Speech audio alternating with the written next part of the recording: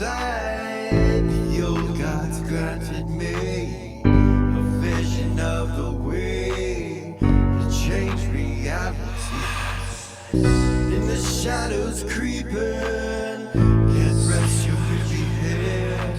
No time for you to sleep now, or evil it will spread. So gather all your friends and listen to my tale. Adventure story shaping the magic and the veil. Dragons, devils, demons, and creatures that are fair, and heroes of the north. Just please don't be scared.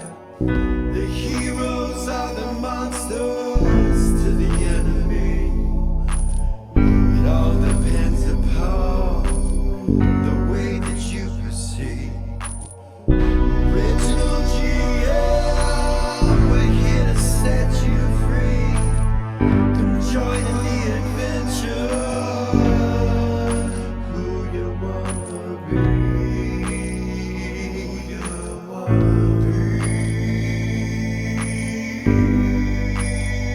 We are heroes.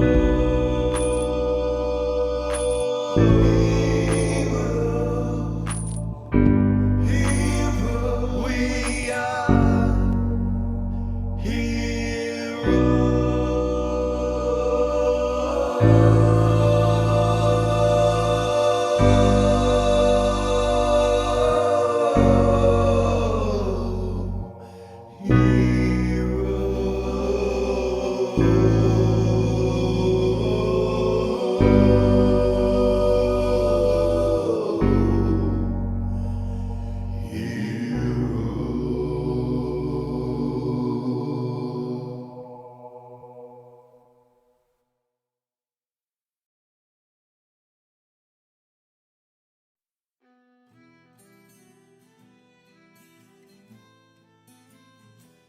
Welcome back to Original GM. I am Hupahu, once again joined with Chikala and Wachi, and we it's been a couple weeks, right? Yeah. Since the Into the Heaven series ended. That was a lot of fun. It was a kind of a big deal. BBGG, BBEG almost. I don't know what happened. Evidently Tiamat and Bahamut kind of joined as one, right? Yeah. Not sure what that means to the prophecy and various other things. One thing that we normally do is we level off camera, which we did. And we usually do magic items off camera. Typically you guys go to the Temple of Mir and have them look over your magic items to make sure nothing's cursed and those kind of things. But I think you have made a decision to not do that off camera, considering this was a kind of an end of a series, and there might be some pretty cool items that might affect things, and who knows who will choose what, or so that's where we'll start. We ended last time where you guys had come back to Mirabilia and you were at the docks and you landed both ships, and Lily, you were piloting the Man of War, the Radiant Wing vessel. So that's probably the best place for everybody to gather. Zira, you were in the Sun Chaser. Yeah. And park it and go over there with everybody else. You and Mel. Yeah. So yeah, you're shutting the ship down, all just kind of standing there, and Vay says, "So we got a lot of treasure, you guys. Tuffy, is there any way you can tell if any of these are cursed?" And he's like, "Of course, but I can tell if they have any alignments or any ill effects like poison, various other things that I can check them for. But your phylacteries should help you as well. So, yes, let me do that." And he starts to cast a couple spells. And Vay goes, "I think we should just go through this shit." We should. Instead of taking to the Temple of Nira, you never know what's in this pile of treasure. You start taking it all out and putting it up on the table, and on the bridge, right? Is that where you guys are going to do this? Yeah. Okay. Aries will kind of look over it. Or on the carpet there. He'll start laying it on the carpet. Aries will kind of walk up and start looking at all of it and see if she can recognize anything. Legends of Lore sitting there. Okay, there are quite a few things sitting on the floor as you start to unload them from the bags. You can get everything that detects magic out and laid out on the floor.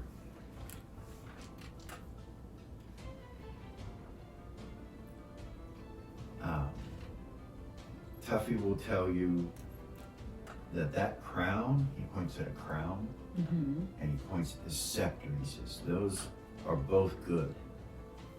It will probably harm anyone that is not good that touches them. So, make your legends of lore on the crown and the scepter. We'll just kind of go as we go here, you know. 37 under 95. Yeah, that's crown, little scepter. 35. You know for a fact that these are either replicas or the real deal.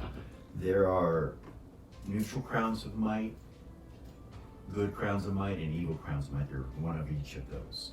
And they were made by the gods long ago to balance things out. Heroes or protectors of a certain alignment would use these to rule in certain areas. Ancient knowledge. You didn't know if they really existed or not. They all look identical. The good crown of might, the neutral crown of might, and the evil crown of might all look identical. Interesting. Tuffy tells you there's good coming off these, so you assume that it's the good crown of might and the good scepter of might, the scepter of good might, and the powerful items like artifact nature. For sure. She'll say that out loud. Those are the crown and scepter of good might. That's what those are. Tuffy's like, I knew it. Wasn't sure, but I'm glad you confirmed that. These should be very powerful, he says. For sure. So there is a lot sitting out on this floor. Now, your Legends of Lore won't work with every item in that fashion. Okay. Even if you make your roll, Got you you. might not know a lot. You may probably know something about something similar. But it's not an identify.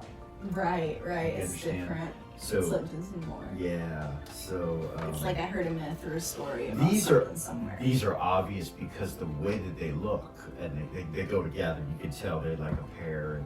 And you know that there's a third item that goes with those, usually called the Orb of Might. Oh. It's not, doesn't seem to be here as you look. Interesting. You might see it, but you see the crown and the scepter of good might. And so, you have a list We do. Right here. of the things that are present in that room. So, first off, we'll just mention that so, just because something, like these items are good, doesn't mean an evil character can't get them and use them somehow, like sell them, trade them, whatever. Whatever it might be. Or you can just do it as a party instead of rolling initiative or deciding on treasure and shit like that. You guys never do that. You just decide who's it's best for once you identify it. Yeah. There are only 3 good people in the party currently. There's Hedda, but he's not with you guys. There's Lily, Myra, Value. and Valia. Yeah, Lily, Myra, and Valia are the only 3 besides Nixie that are good. That's funny. But there might be other items in the room that, like, let's just say, for instance, Lily might rather have, but maybe not. You don't know. You don't really know what.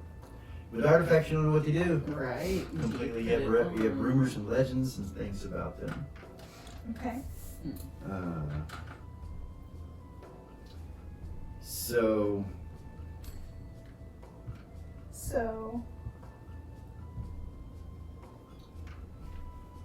let's go down the line. Goodness. And if it's something in particular that you might know something about from Legends of Lore, we'll go with that first. Okay. So what's first on our list? 2 rings. One ring has 9 gems on it. Okay, so the ring that has 9 gemstones on it, I want you to roll your Legends of Lore on it. Okay. 68.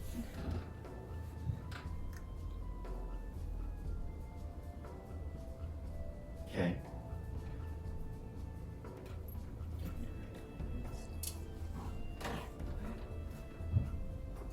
You don't know I don't know. if this is the ring in front of you or not, but you remember hearing a story about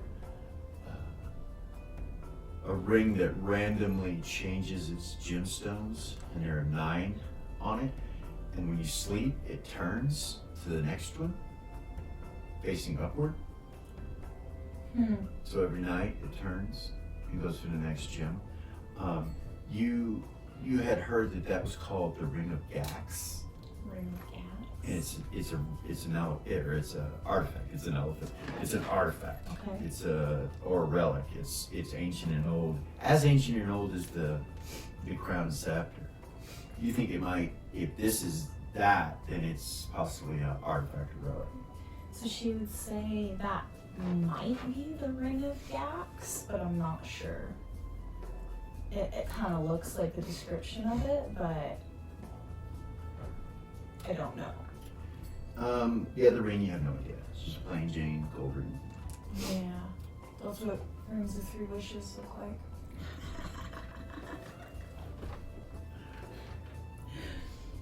You don't know what it is. Okay. It's not cursed, Tuffy says.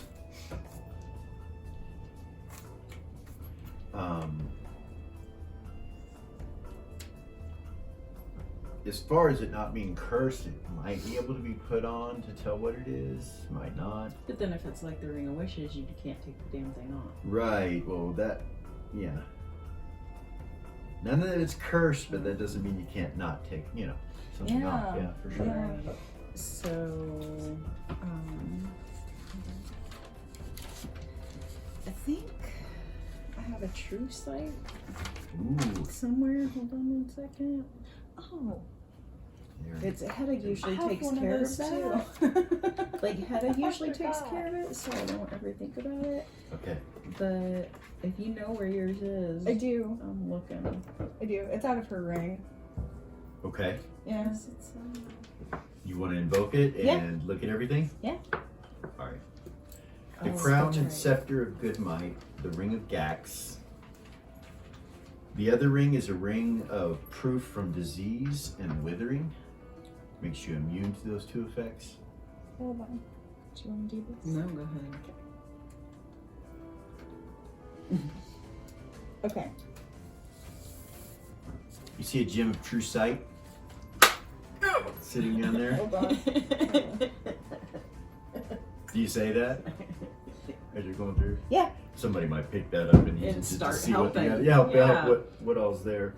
Okay. I don't know who though. Yeah. Lily would for Lily- sure. She Lily did. could. Well, it's divination, and that's why she. And I remember Right, it's that the she can't orb. use it. Right, she has it in the orb, but she's never used it because that Yep. messes Against her things up. school. Right. So But she could use it out of a magic item, correct? A heart. she could. And it She, wouldn't. and it wouldn't affect. There's a heart there. You look at it. It's a little handheld harp of silver magic. You realize that you can put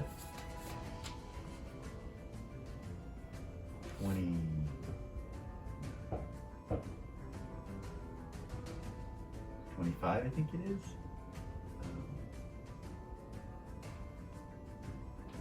Spell slots into it. You could put two 9th level and an 8th level into it. Basically 9. Maximum, or a bunch of 1st level, however you want to, into this harp. And when it's played, it will cast that spell. Only a bard can use this. As you're looking at it, you realize if anybody else touches that, it will hurt them. Zap the shit out of She them. would look at it and be like, And- don't touch that. And you also realize it's one of the 12 instruments of Shill. It's one of the 12. And- like your mandolin, it's Okay. one of the 12. She will walk up and pick it up. She doesn't even ask. She just No. walks up and picks it up. She'd be like, only a bard can use this. If any of you guys touch it, it's gonna hurt you. Gordon goes, there'll probably be several items like that in this pile. I assume we all are fine with you having that. He says, I've counted, there's 28 here items. That's enough for 2 for each of us if we include Nin and Volk. We should. And Volk says, no. I have no need. I have no need to choose from. Nin kind of looks at him and she nods and she goes, nor do I. We don't have many possessions. We don't need many possessions. Your friendship has been enough. Thank you for bringing us away from all of that. Our concerns are what to do now. What will we do now? And Vay says, well, when we divide all this up and get this done, we'll get you taken care of. No worries. We'll get you a place to live and everything. People are anxious to be talking with us. Vay's like, by the way, guys, before we get any farther, while we were gone, I made sure to procure a business. It's a tavern. It's called the Sith. It's located on the hero's headquarters level, on the hero's level, right next to the house. Nice little tavern with stages and such things. And anyway, tonight's my brother and I's birthday. And so I'd like to invite you all to the birthday party, I guess, at the Sith. There's gonna be a lot of people there. He goes, you know, there's some bards coming, maybe some bards might play. Ares is looking right He's kinda at looks, he him. goes, well, I didn't want to just say you were going to. Of course. Thank you so much. Thank you so much. That's wonderful. That's wonderful. As long as Falcon and Matt can come. Yeah, I mean, yeah. That's And fine. Jeffrey, of course. Yeah, of course. He's our announcer. Yeah. No, it's all good, man. And I'd like you all to come. Midnight tonight. It's noon now. You got 12 hours. So, just wanted to let you all know that. My brother and he doesn't know yet. I should probably tell him, or see if he wants to come. I'm sure he will. But also a celebration in honor of us returning back from heaven successfully with our mission completed of sorts. But, anyway, let's finish this. And he looks at it. You've gone through the whole pile and you can tell pretty much what everything is. Nice. So And she'll just like repeat all this to everybody as she's looking through it all. there's another artifact called the Rod of Kavor, K-A-V-O-R. It's the rod. Rod of, how do you spell that? Kavor, K-A-V-O-R. Okay.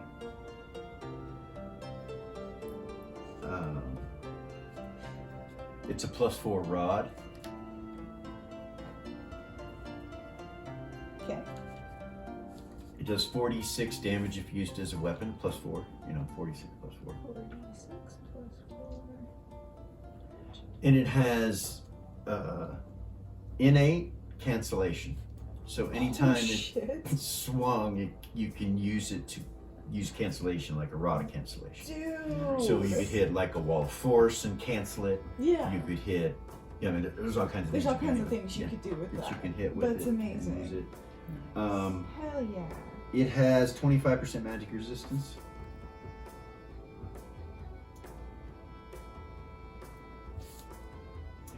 There's an amulet. Okay. The Amulet of Unending is what it's called. It's a relic amulet. It's very ancient and very old. It has 25% magic resistance. And he bestows it to its wielder and its wearer. And anyone wearing it, no matter who you are, you turn undead as a 14th level priest. Nice. Hell yeah. That's really cool. You don't even have to worship a god. Really? Yeah, It really. just is innate. It just does in it. the- It's an artifact. It's a relic. It's Huh. ancient. It's very old. Is it like connected to any god? It doesn't seem to have anything on it that connects it to any god.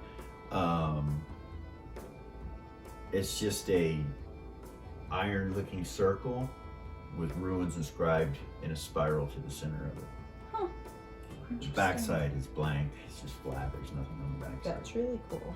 Iron chain that it's attached to. Then the next one is an artifact. The Axe of Force.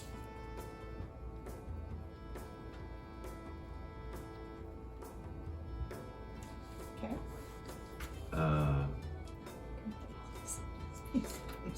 It's +5. Oh. I'm sorry, what? It's +5. I just. So, like the crown and the ring and the scepter, the rod I kind of explained because it's simple explanation as well as the amulet. But the axe, I'm not going to go into the explanation about its powers or anything like that. 'Cause you just don't know. Even with your true sight, you can't tell what the crown and the scepter and What the abilities of the Right. artifact itself are. Right, these are basic abilities that I'm telling you about. The other things might have something inside of it that I haven't mentioned. But then there's a staff, and this is a druidic staff, and it is an artifact. It has at the top of it a circle with an X in the center of it, like a number. 10. Yeah. Okay. And it's wood. The whole thing's wood. That's really all you can tell about it, except for that it's druidic and it's +3. Okay. You can see druidic magics moving through it and on it, enveloping it, all around it. All right. Like it's actively doing something right now, just sitting there. You look at it, you don't think you'd be harmed if you touched it, though. Right. True sight would tell you if you wouldn't, so would your therapist. Okay. All right. Then there are two cloaks, right? A robe and a robe. cloak. A robe and a cloak.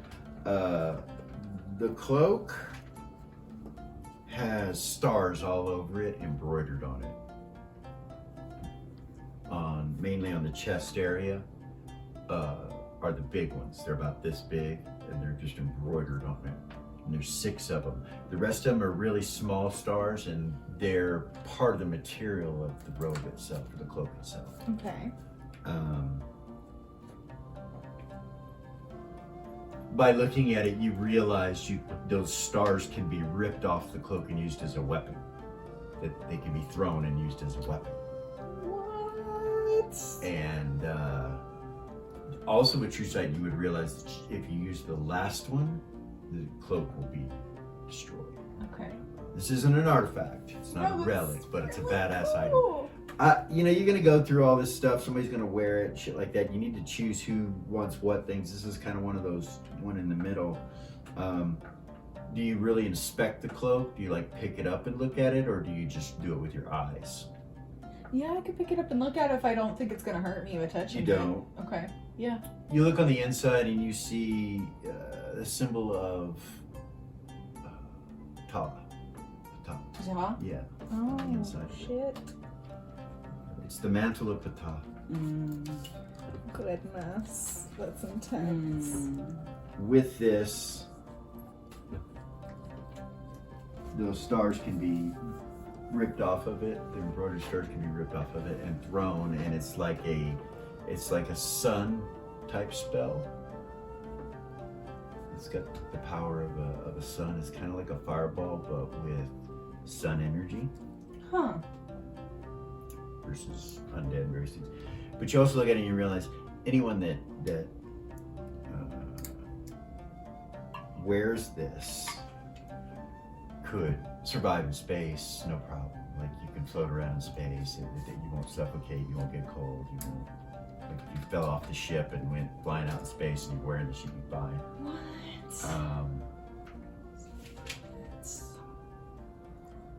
Not only that,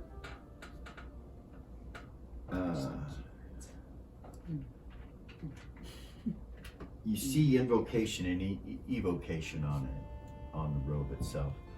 Okay. So you know it does something else probably as well, but that's it. All right. Yeah. Cool. Cool.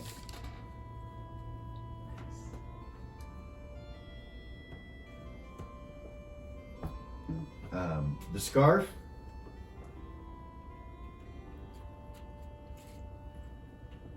Is a scarf of happiness. When someone dons this scarf, they just feel happy and their charisma goes up 2 points permanently. And that's it. Like even when they take it off? No, since they take it off, it goes off again, back to normal. You gotta be wearing the scarf. You gotta be, Gotcha. yeah. Gotcha. That's great. You gotta be fabulous for it to, What's it look for it like? to work. It's it's a bright, hot pink color. Oh boy. Oh boy. It's fabulous. Absolutely. There's a broom. As soon as you look at that broom, you're like, wow, you realize it will summon something. It's a summoning device of some sort. Summoning energy. Summoning magic. Conjuration summoning. Like I said, I'm like relaying all this to everybody Okay. as I look at it. The plate mail is fucking badass looking. It's like a grayish color. It has filigree all around it that show a storyboard of fallen angels. And on the back of it is a place where a shield is attached to it, and the shield is actually on it, attached to the suit of armor. Okay, and that's the shield that's here? And that's the shield that's there. Okay. This plate mail's +6. Has 52 extra hit points to its wearer. Dude, damn. It's artifact. It has 25% magic resistance. What?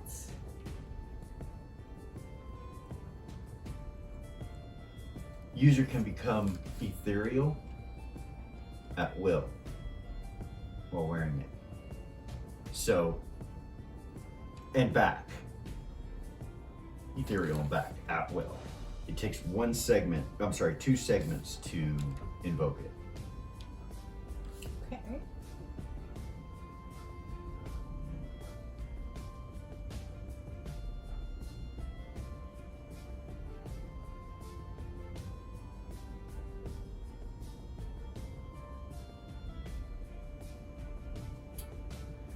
Okay, and since you're staring at it,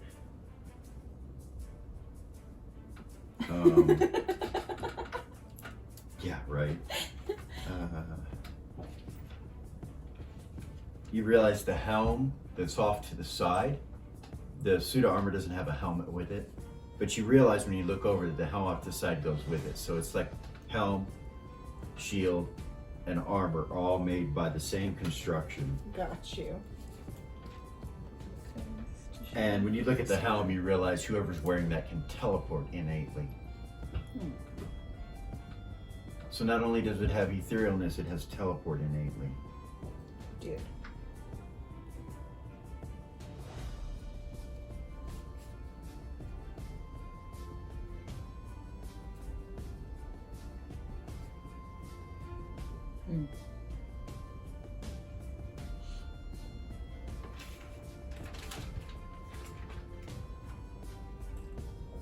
So, shield.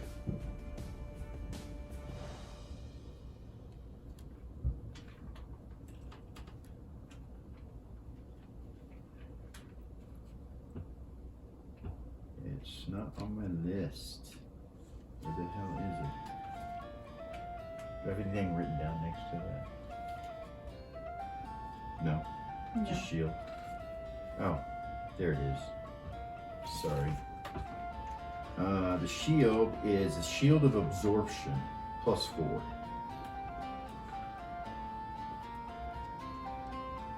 It absorbs up to 28 spell levels that are cast towards it.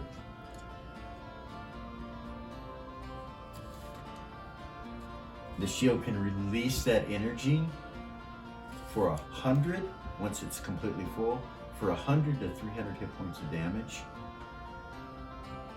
in a 10-foot cone in front of them.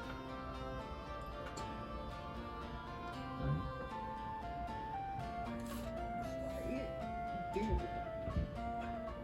That's epic. It's kind of why I wanted to do this stuff on camera. These are like, you know, these are high level. This is high level shit, you know. They're out there fucking celebrating a return back from heaven if you hear the fireworks. Yeah. 4th of July, whatever you call it. Yeah. The belt, Cloud Giant Strength 23. Oh, nice. You say that, Yeah. they will grab it.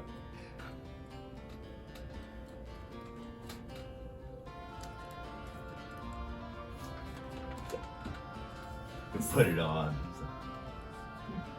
I hope I can have this, he says. See Flex, he's like, wow. Gorgain just is like, man, he naturally has a 25, like a Titan, you know, he's gonna answer, yeah, you're gonna, unless somebody else wants it. There is a book that's this big that Gordon goes over and picks up out of the pile. He's like, sets it down. It's a book of smallness. It can store whatever spell book that you have in it and keep it contained within it.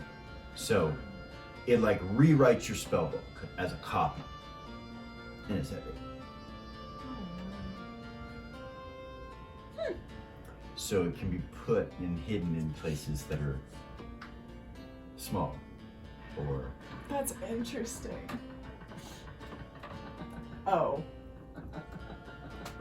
I didn't say nothing. I didn't say no. I'm just. He didn't have to. I'm just telling you. It could be hidden. It could be hidden. You know, like Zira hid a key in her hair, her dreadlocks. It could be hidden in dreadlocks. Right, whatever.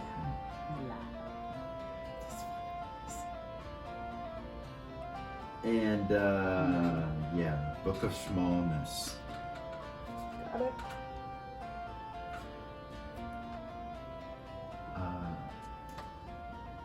There's a book laying down in the Book of Silver Magic that you realize that if any mage that reads it will gain 1 experience level just by reading the book. 1 level. Nice. That's bad. That is badass. There's an iron collar sitting there, and you look at it. You know, is made in the Danitarium Okay. by the craftsmanship of it. Has silk on the underneath side.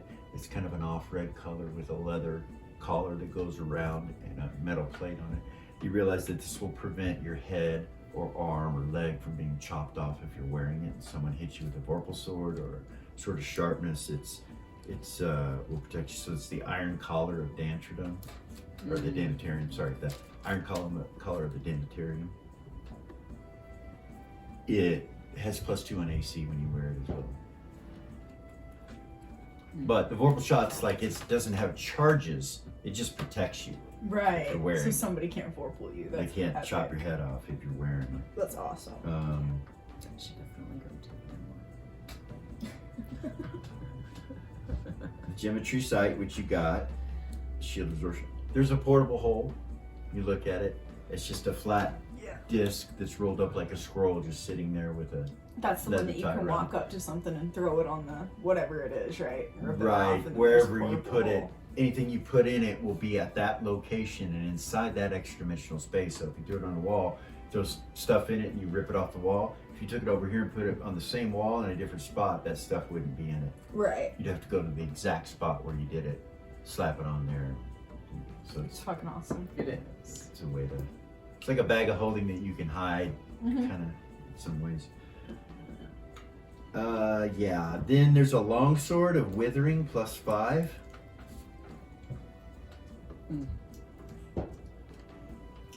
And this sword has powers in it that you can see that it's got some stuff in it, but you don't know what it is. It looks powerful. It's like flowing with magic through it. Okay. And it's a long sword. The arrows, you look at them and you realize that they're just +4 arrows, which is pretty good. +4 is good. Quiver? Yeah, it's a quiver that has Arrows in it. It has 24 arrows in it. 12 of each of these types. One does continual light in a 15-foot radius when it hits, and the other does continual darkness. 12 of each of those, 24 total.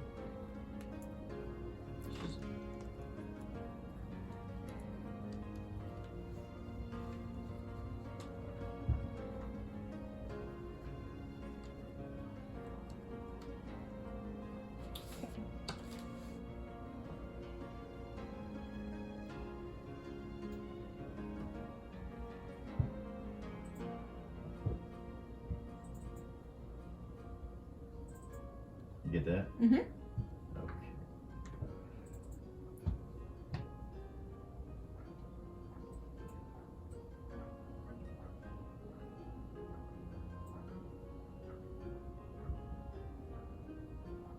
All right.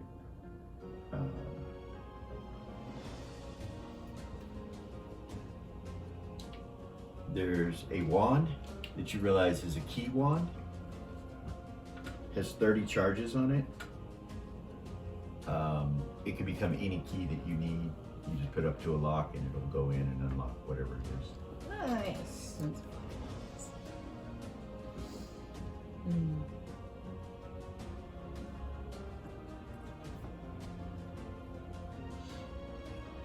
Then you see another artifact. It's a pair of boots when you look at it. Or relics.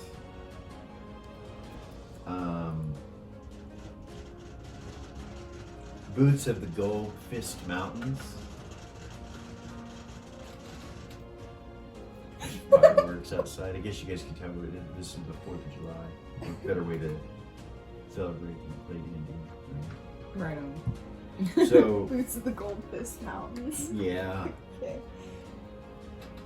It gives forms of immunity. Okay.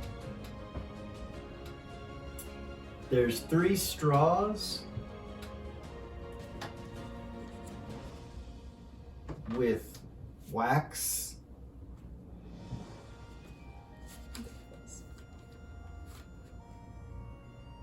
corks on both ends of the straws. Okay. And they look like they're made of some sort of hard glass, so you can see through them. And they have a yellow dust inside of them. And there's 3 of them. You don't know what it is. Tuffy will tell you they're poisonous. He says, I can tell you those are poisonous. I don't know what they are. Okay. Some kind of poison. Yeah. Interesting. Nin looks at him and she goes, it is yellow lotus dust. What's that? It will create a cloud in front of you, and anyone that touches it or inhales it will go to sleep for days. Oh, wow. Nice. So that's 3 doses of yellow lotus dust. Okay. The sleep is 1 to 4 days per dose. There is no save versus poison on lotus dust. What? There's no save. You don't get a say. You don't get a save What? versus lotus dust. That's a very deadly poison. Nin will tell you guys that there are different colors and they do different things. Very deadly, she says. In the East, it is used. She tells you how to use it. You have to uncork one end and then uncork the other, and then use your hand and put the straw in your hand and go like that, and it'll go through the straw and just out in a huge cloud. And pray it doesn't touch you. And drop it and run, get away from it. Yeah, pray it doesn't touch you. Don't want it touching you. You don't want it touching you, she says. You have to blow it really hard. It's dangerous. Or you could throw it and let it explode on someone. It's glass. Okay. But she tells you the expert, the assassins that she knows, the warriors of the shadows, they use them and they blow through them.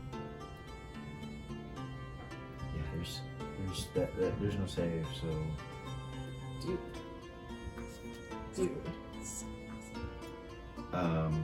so then you got the armor, the broom. The Ion Stone and the robe are the only two things left. So there's an Iron Stone that will give 4 wisdom points to anyone that throws it up over their head. And then there is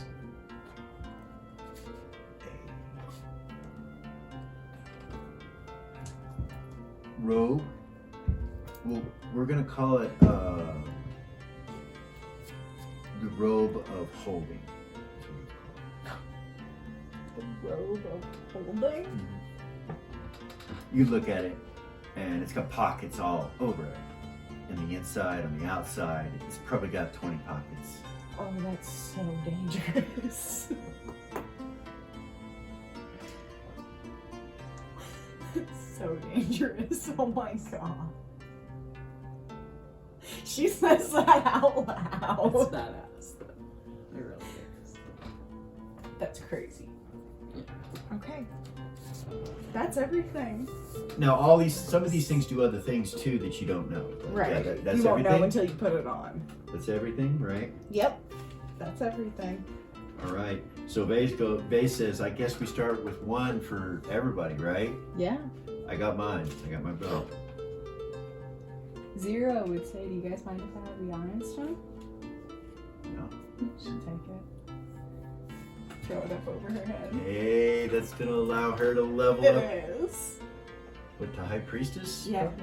Yep. Because right now, yeah. Her wisdom's too low to do it any higher right now. It is. So what do? You throw it up? Yeah. Whoa. What's that put your wisdom to? 18. 18 wisdom and a 25 intelligence? Yes. Yeah, you realize that you have more spells now, so you should throw it up. Like gaming slots that you can fill. Nice. And that's just from your wisdom bonus. Yeah. I think it's 4 firsts, 2 second, 3 third, and 1 fourth, or something like that. I can look it up. But you'll look it up.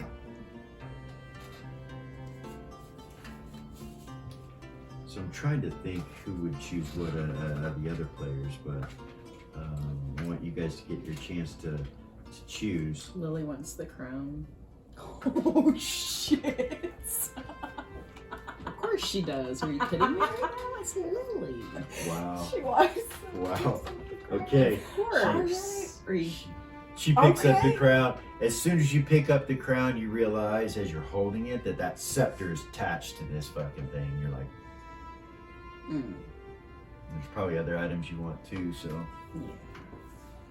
You realize it's attached. It's like part of it. And you realize there's an orb that goes with it too. You can feel it somewhere. You don't know where. There's somewhere out there.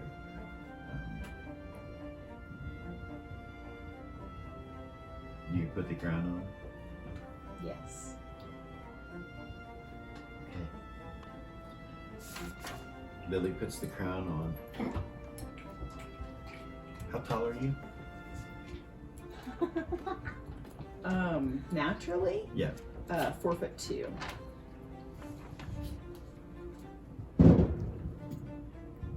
As soon as the crown comes to your head, it seals to you. You realize this is not coming off.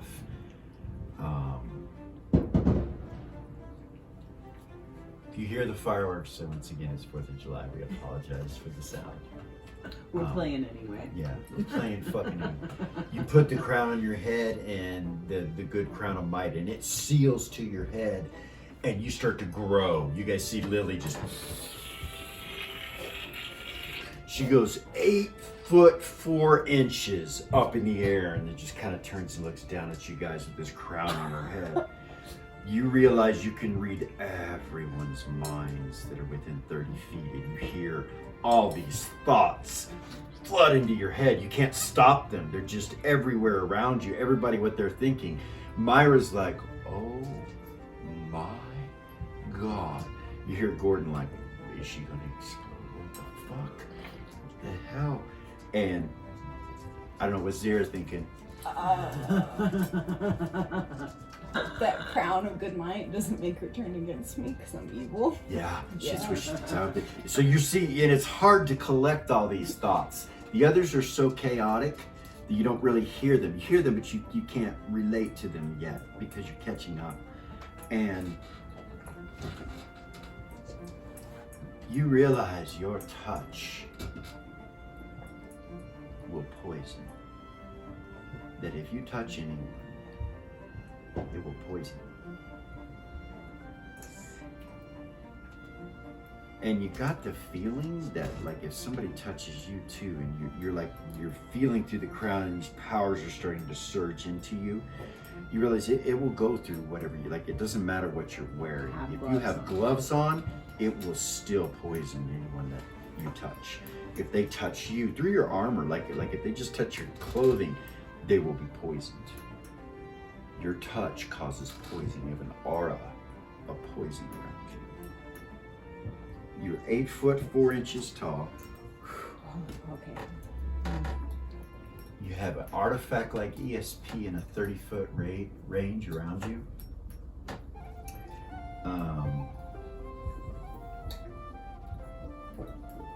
The reason, so there's one thing that protects against you reading minds with this crown, and that's Mind Bar. Gordon has it, but you realize it's not up right now. Okay. Same with Zira. As soon as it happens, though, you feel Valia's ghost, Serva, and you feel Miranda put up mind bars. And it locks you out of their thoughts, including Valia's and Gordon's. Okay. It's like a reaction, something happens, and all this is happening at the same time, so for you to try to take a hold of any one thing is pretty hard. You realize you're completely immune to any form of mind-affecting spells, charms, holds, psionics, ESP, anything. Bard charm has no effect on you now with this crown. You realize that you have innate comprehend languages, like you can understand any language, it doesn't matter what it is. And you may add 1 point to your major attribute, whatever that one is. If you have 2 that are the same, then it's your highest, whatever that is. Unless you have 2 that are the same, and then you can choose, or 3, and you can choose. No, so her charisma is 24, her cleanliness is 22, and then it goes down from there. So your charisma goes up to a 25. Because it caps there. Yep. Does that make the comeliness bump up or no? It will. Wait. Well, no. You're already in that category, I believe. We'll check it, but I'm pretty sure you're already in that category. You realize that you can exercise at will innately, just by touch, which also poisons them. You exercise them. No, it seems odd with a good item, but Like exorcism of ghost. Any exorcism of ghosts, exorcism of possession. You can exercise. Exorcism can actually be used on an individual in their own body. So, with this crown's abilities, and then you also have an innate ability to do flesh to stone or stone to flesh.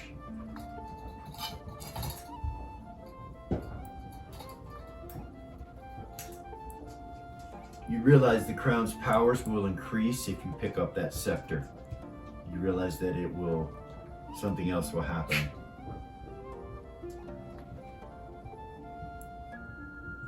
And you can feel the scepter. It's drawing into it.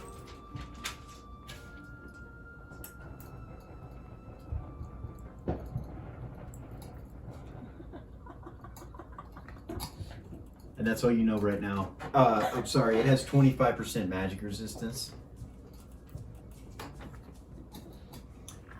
And as always, any magic resistance you possess, use your highest. Anything after this, it's not extra, you don't get to use it. But, like I said, the crown is letting you internally not know through speech, but through a feeling that the scepter will increase that and other things as well if you touch it, like if you pick it up. You also know it'll be locked to you if you pick it up.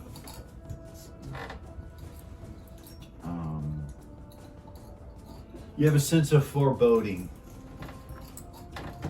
like someone's talking about you or someone walked over your grave. A sense of responsibility kind of comes to you to be as good as you possibly can for all of humanity.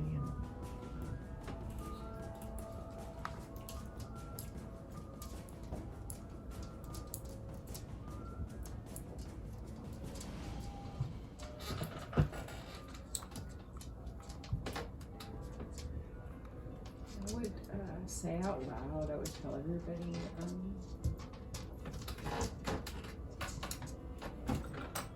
don't touch me. they, everybody kind of looks at you like, what? And Myra's like, what do you mean?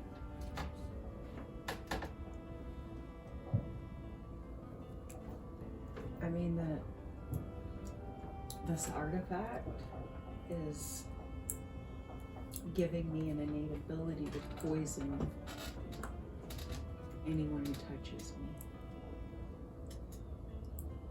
It gives you the ability to do it, or it's... It just doesn't. Myra's like, I can't touch you? What? Everybody kind of like looks around and gets uncomfortable, and she's like, oh no, no, no, no, no, no, she says. What about if I pick that up? And she points to the scepter. Can I then? Maybe. I don't object. She looks around the room and she goes, I am not going to go without being able to touch you. I can tell you that. I agree. Your The crown's like pushing you to pick the scepter up. It's like you feel like this, you're not sure where it's coming from, but it's this desire to actually keep the scepter. In a way, you feel like if Myra has it, at least it's closer to you. But other than that, you don't want to let the scepter really go. It's because of your connection with Myra and the possibility that maybe she can touch you if she touches that. It's keeping you from freaking out and grabbing it.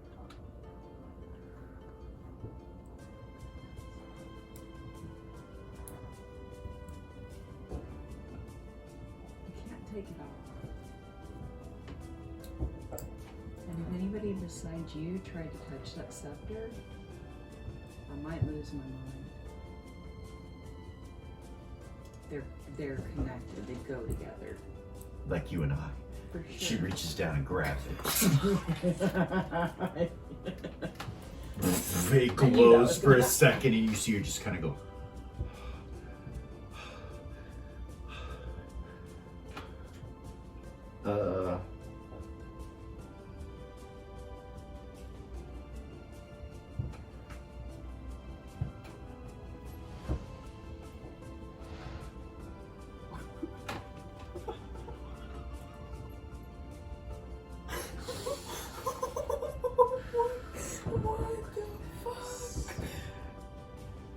So she absorbs whatever the energy is and then just kind of looks at you, like, I don't know, what, she just kind of looks confused for a second.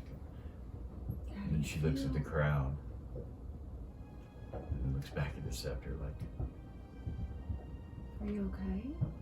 yeah. How do you feel? Great.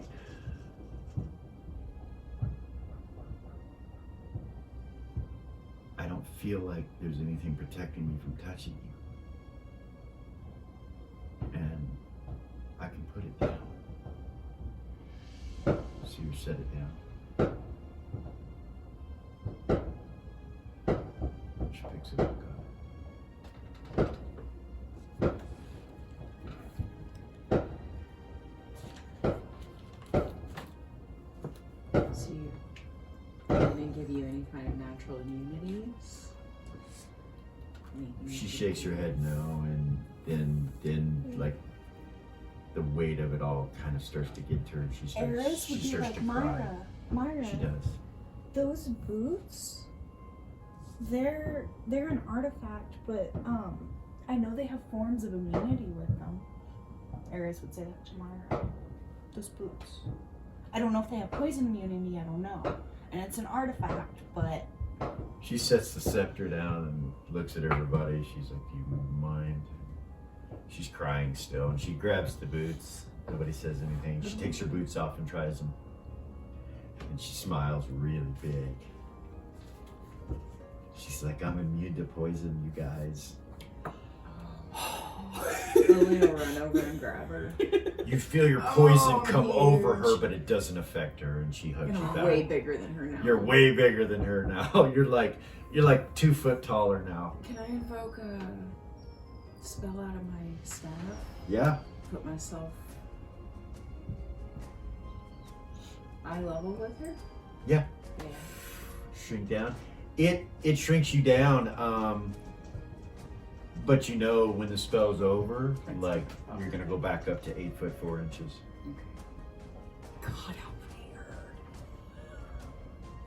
So the boots, the Goldfish Mountains dwarven boots that she puts on, make her immune to lava, to ice, to any natural forms of damage, including poisons.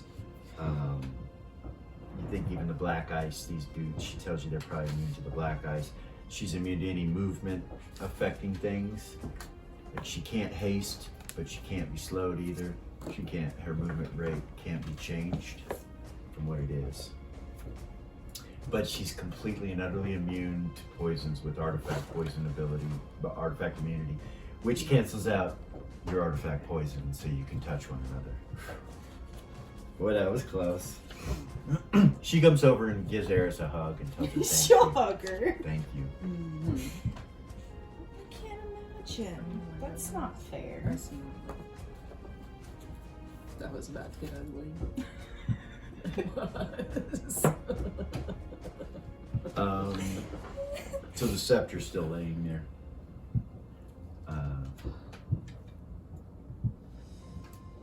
We're still in the first round, right? Right. Not everybody was. Right. Not everybody's chosen their shit yet. Goodness.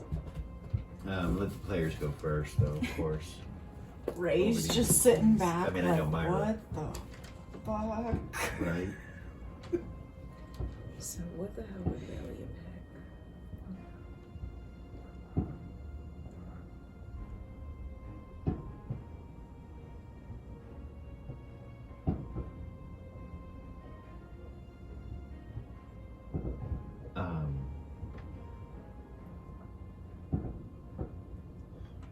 Gorgain will take the axe. Okay. He tells you he's going to give it to Hedda, probably. Okay. He takes it. I know what Ray wants, but she would let Valia pick first. Okay. Without saying anything. Billy would tell you it's your turn. What do you want? By the way, Valia, Mm-hmm. you felt your ghost do that. Put up a mind bar. You realize you have it. You're immune to mind affecting shit right now, including silence. Actually, I don't know. She says in your head, let's just do that. I like that. Thank you. No problem, child. Mm. When we have a moment, we should talk. It seems as though you're not aware that it is not over, or are you? Because your grandfather, he lost his abilities once it was over. And you are still immortal. So it is not over. Yeah, I don't think it was. We have a moment to discuss some things. Never before has this happened. So, yeah, So we did break the cycle.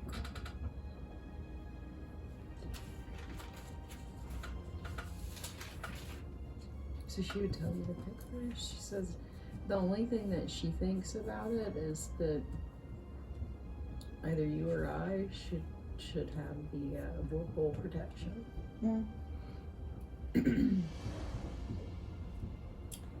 She would tell Lily, I really want that armor, to be honest with you. Unless anybody else. And she would kind of look around. Wants it. She'd kind of look at Vay. Anybody else? I chose, he says, and he smiles at you. So, Nobody else? so,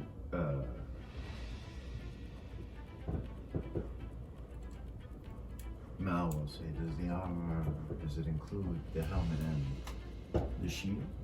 I would assume. They go together? Eris would be like, yeah. Actually, you know what? She wanted, I just now remembered, she wanted to try to get some of that shadow plate so that she could still use her thief abilities that she can't use because of her full plate now. So I don't know. Go ahead, Ellie.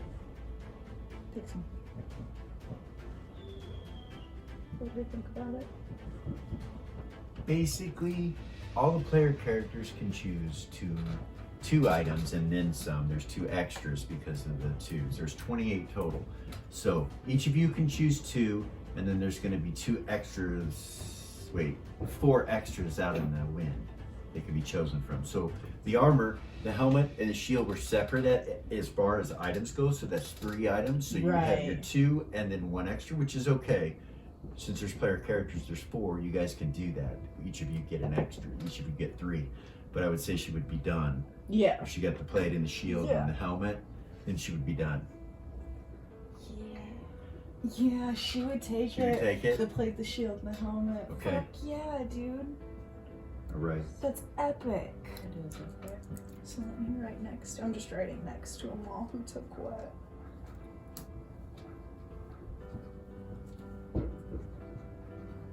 So, you She guys can't decide between. choose 3. Everybody choose 3. Yeah. All the player characters choose 3. So, yeah, wait. There's, how many player characters are there? 4? 2. She has 3. So that's 5. So, yeah, go ahead and choose 3. We'll figure it out. I know what Eris is going to pick already. So, raised up. Yeah, raised up. Raised up. She's finished. The armor's gone, helmet's gone, and shield's gone. Velia can't decide between the collar and the ring of gags. For her first pick, it would be one of those.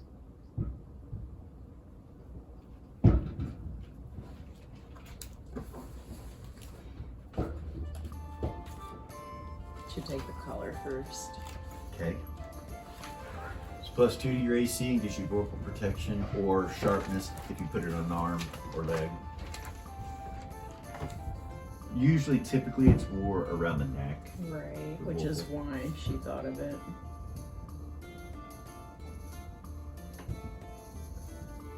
Is this a denatarian? It does.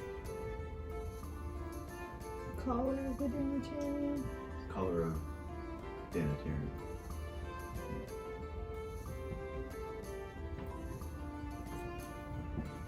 That'll take Gray's armor class to -10. Oh, for sure. For sure. Yeah, for sure. No, maybe that 0 and then 6 and then 4. That's 10, -10. Plus your dex. And negative full plate mail, so -11, Minus -12, 13, -15 is where it could have gone. But Yeah, right. we don't go above -10. We don't go above so -10. Velia's would be at -13 if it went yeah, because of that collar. yeah. Warriors. And then she has 52 extra hit points on the plate now, Mhm. which is epic. It is. It's completely epic. Fucking epic. Write all that down. Once again, guys, we're sorry for the sound. It's raining and they're using Fireworks. fireworks. It just never started rains. rain. Never It rains. just started. Crazy. Ha. Yes, we live in the desert. In case you're wondering. That's funny. Not for long. So Valia picked. She picked the collar. Yeah. Okay. And when it comes back around to Lily, she's gonna pick up that scepter if nobody else did. No, nobody else would touch that. It's you and Myra, and who else was good? Valia. Valia, and And she she's don't not care gonna pick about it. it. So, yeah, if you want to pick up the scepter, you can. Absolutely. Holy shit.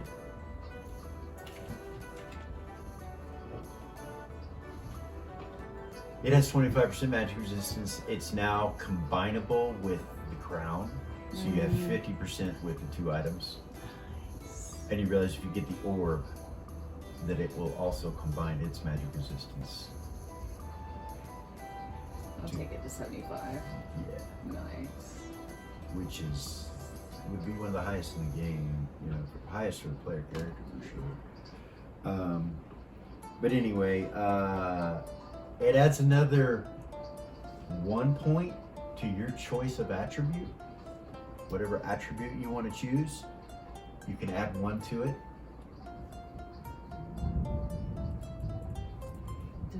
Is there a change on Constitution when you go from 20 to 21? I don't think so. She's like, I want my hit points. I give him all hit points, damn it. That's a good idea. It is a good idea. And So wisdom. 20 and 21, Mhm. it actually does. That's where it goes up. +6. Instead of +5. Instead of +5, it would be +6. So, Okay, so +1 to Constitution. Sorry. so how we do this is double your level. I mean, sorry. You've already added Constitution for every other levels. So, what was it? It was +5. +2. You had it at +2 I did. at 20. I did. Maybe we never changed it. That doesn't seem right. Yeah, because mine's a It got that way 18, because it's of that +4. drink that Goldar gave them all at the campfire. Okay, all right. And then something else happened because she originally had an 18.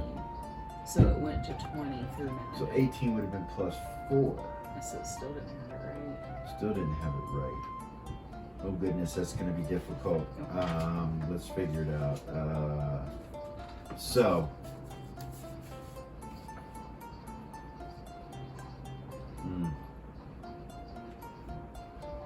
how many hit points does Valia have right now?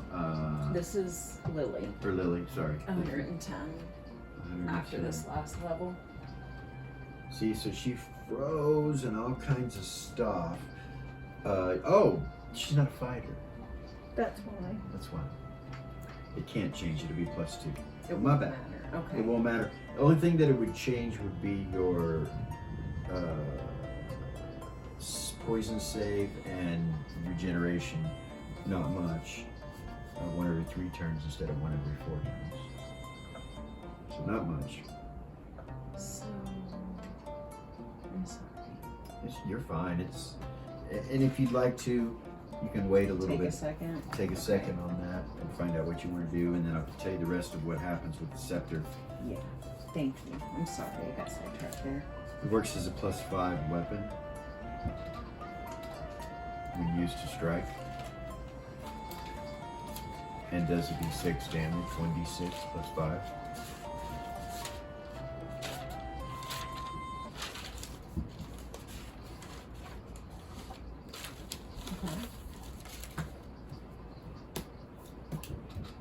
And you regenerate 2 hit points every round now.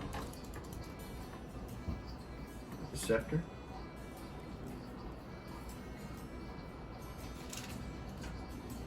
And you can detect So soul. sorry. Give me a sec. Sorry. Regenerate 2 hit points. 2 hit points per round. Okay. And you can detect soul in a 60-foot radius when you concentrate.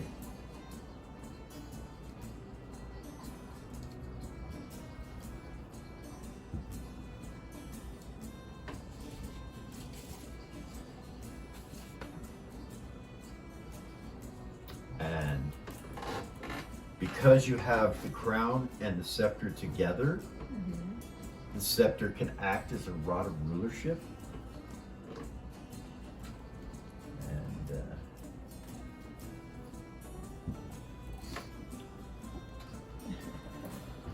I know what that does. That's what Xera's crown does.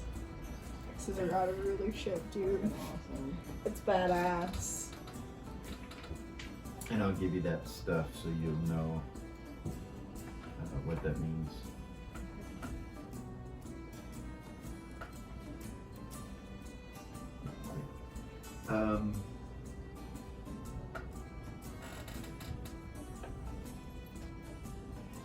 And you sense that there's an orb somewhere, and that you need to get it. And you also have a sense of foreboding, just like the crown gave you, and a need to do as good as you can for humanity, humankind, and elvenkind. You know, living life to try to stay good. Okay.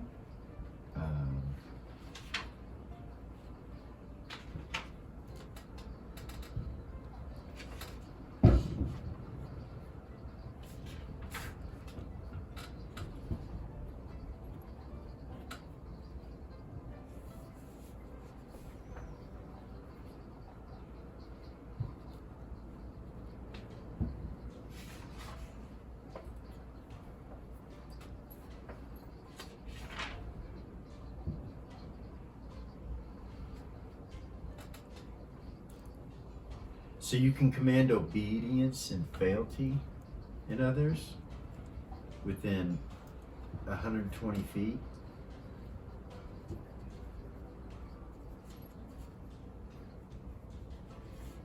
So if they have a 15 or greater intelligence, or 12 or more hit dice, 12 level or higher, they get a saving throw. So Is it 120 foot radius? yeah, 120 foot radius. Okay. 15 or greater intelligence gets a save, or 12th level. 15 or greater intelligence or 12th level or above gets a saving throw.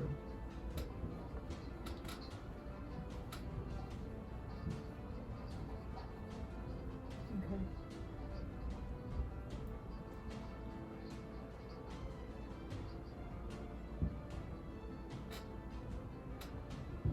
You can rule from 200 to 500 hit dice with the rod.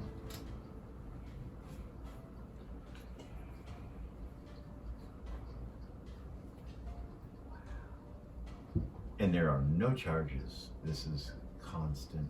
You have this innately. And they will serve you and follow your commands as if given by themselves, you know, like their own will. Okay. You have complete control over.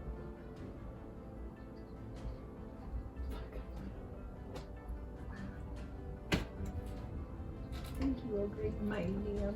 Ah, you guys did it. You guys went to heaven, collected some treasure, and finished lots of series of adventures. So, so that was Lily. Lily's done. Yes. No. Well, that was her second one. That was your second one. She gets one more. Okay. So, and then who's next? Zira? Have you gotten anything yet? She got an ion The Iron Stone. Eris? Eris wants to check out that staff. Nobody else here is druidic in nature. Okay. Yeah, she'll pick it up. Was that one an artifact? Wait, was it an artifact? Yeah. It was? Yeah. Ooh, I don't know if she would. She's jumpy.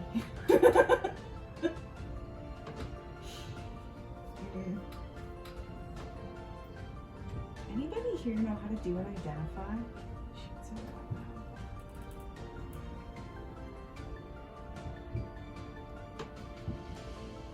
I'm not allowed to use divination. That will fuck somebody up doing that. Gordon says.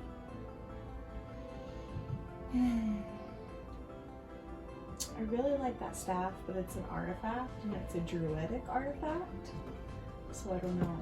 You seem to be the only one that would be capable of using it here. Yeah. But will it harm her, Tuffy? He shakes his head. He goes, I don't know. It's an artifact. Yeah, What's right. the relative What does that explanation or mean? definition of harm? He looks over at Lily. Lily's 8'4", and it didn't say that anything bad would happen. Didn't harm her. It also, basically, depending on how you look at it, speaking about Myra being innately poisonous, it's kind of a drawback, yeah? Yeah. I mean, it sounds cool Yeah. in battle and all like that, but what about real everyday life? Agreed.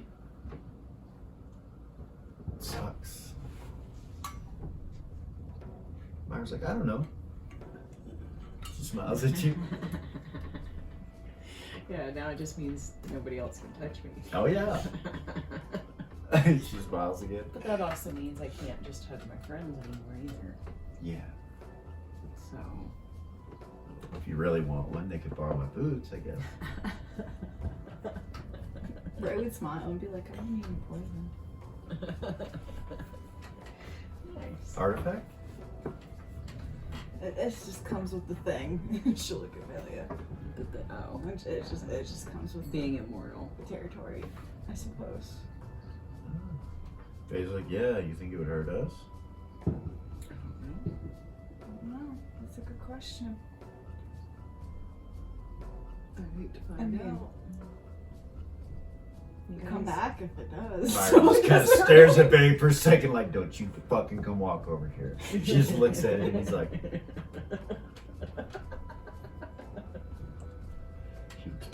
he was gonna dip you and kiss you and see if it killed him.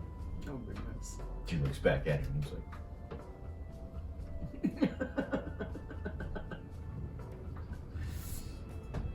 Maybe he does have a death wish.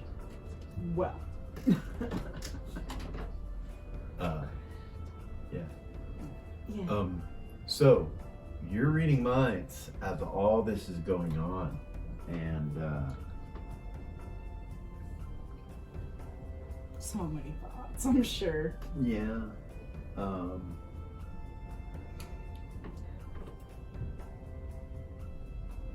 that's probably what he was going to do. You're thinking about it. You're like, he was thinking about it, but he had decided he probably wasn't going to do it. But you can hear in his mind him thinking about it. He's like, yeah, I'm glad I didn't do that. But how did she know? He's thinking to himself and looks over at Myra. You can read his mind like an open book. And he Myra seems to be did. unaware. And Myra did too. She knew what he was thinking. Yeah, you're not sure if you read his mind or she just guessed or what. You're not sure.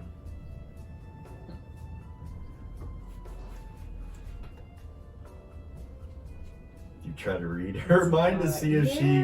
Yeah? Like, did she read his mind? You can't read her. You look at her, you try to read her, you can't read her.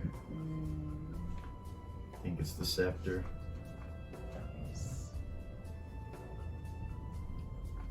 Because she touched it? You think? Goodness. That's okay. That just means she's protected. Well. You realize that there was some kind of ability on the scepter that didn't go off on you, but it went off on Myra as you're holding the scepter. Oh, like there's something missing. You know it has a duration though.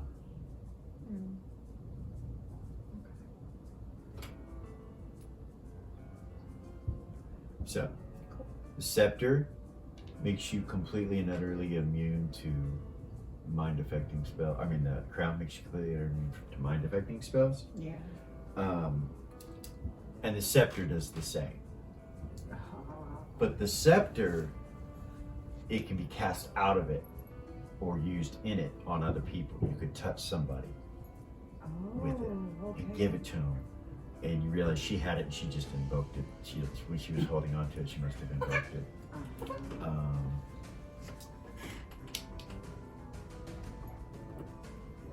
And it's basically, it's not a mind bar, but it's like a mind bar. It's an artifact ability, and the crown has it, and the scepter has it. But the scepter, it can be given to others by touching them with it. It can be cast on someone else. Or on yourself, but you don't need it with the crown.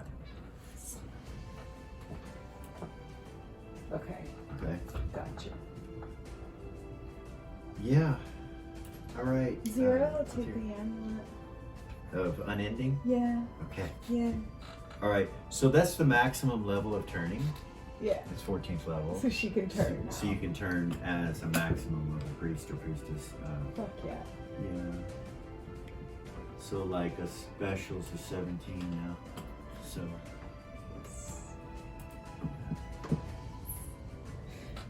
All right. Sweet. Oh. Next.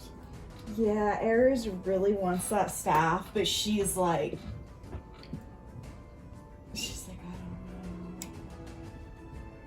don't know. No.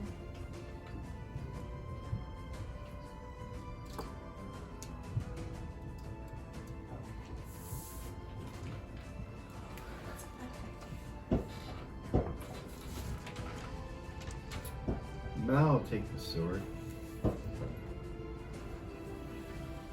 If no one opposes him.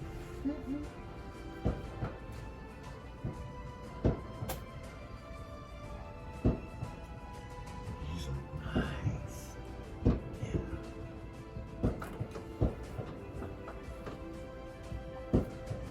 I have teleport now. 3 a day. That's great. Still. Is it Velia's turn? She's only picked one thing. Yeah. The ring with the 9 gems. Ring of Gax. Okay. The artifact. Oh boy.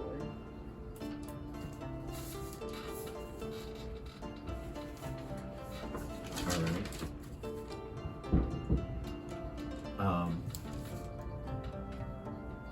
It's made of a strange metal. Kind of looks like if iron had veins running through it. It's like that. And it has 9 different colored stones on it, set into it all the way around.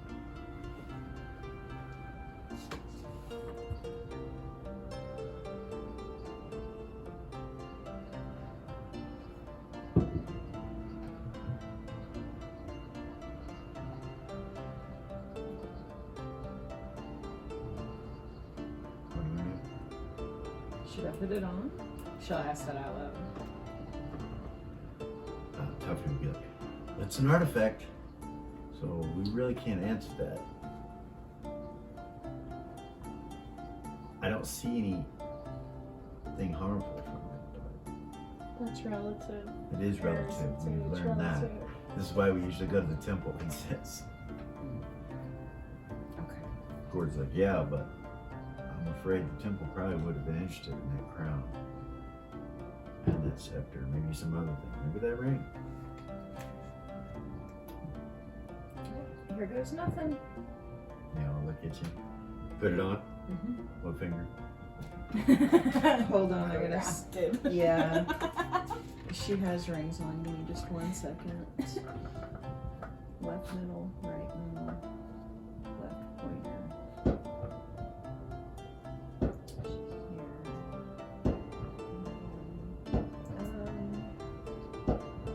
What rings does Velia have on? She has a bunch of rings on, like she said, She's right? got 3 right now. You want to roll Legends of the Lore? I do. Go ahead.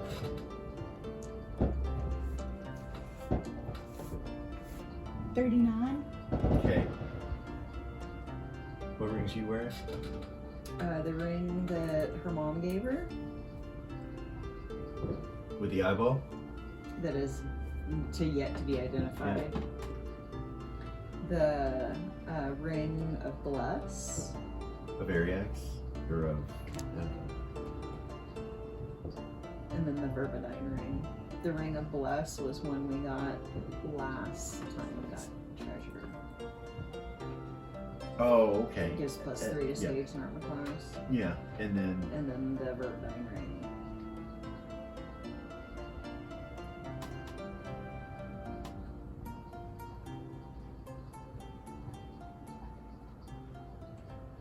you know it's a Sound Witch's ring. You know that? That's it? Yeah. Damn it. Verbadine ring, you recognize it as a Ranger Verbadine Okay. signet ring. The House Vein.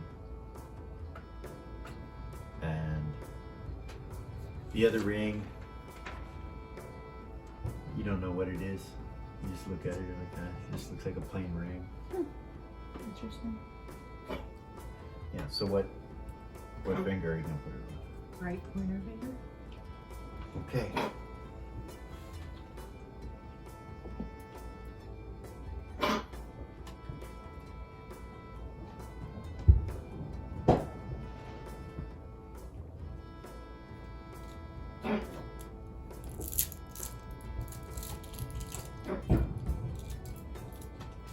All right. I'm sorry. Hold on. How do you take off the coin? So as soon as you put it on, Mm-hmm. you can put +2 on any attribute.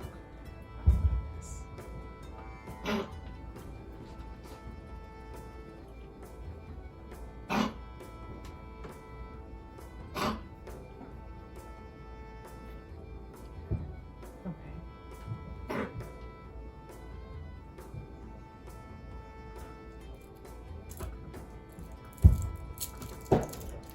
And roll a 10-sided die for me. 10 side? Yeah.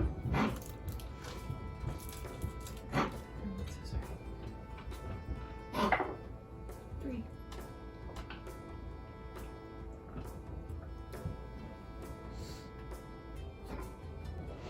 All right. So you put it on your ring finger, and you can add 2 to any to any attributes you want to add it to.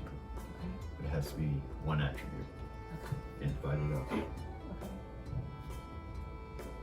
And you rolled a 10-sided, you rolled a 3. Yep. So there's a ruby facing up.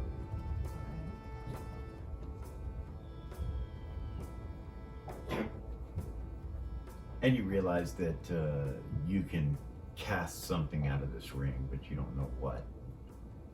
One thing.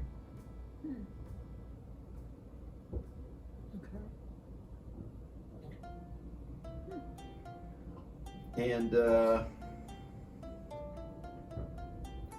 realize once you do that, you'll know what's in it, what's in that. Okay. I would say that out loud then. Every day, it switches. The ring turns to a different gem. You try to turn the ring, it won't turn. It stays with the stone pointing up. And right now, it's the ruby pointing up. And you're not sure what it does. You have to cast it to find out.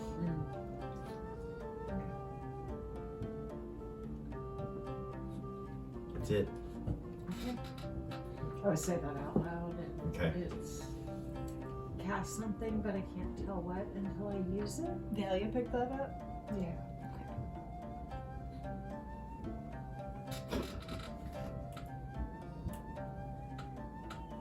Next.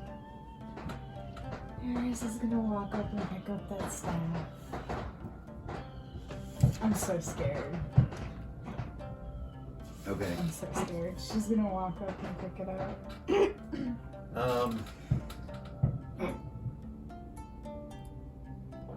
All right. So you pick up the staff and you touch the staff. Yeah. It's pulsating with druidic magic.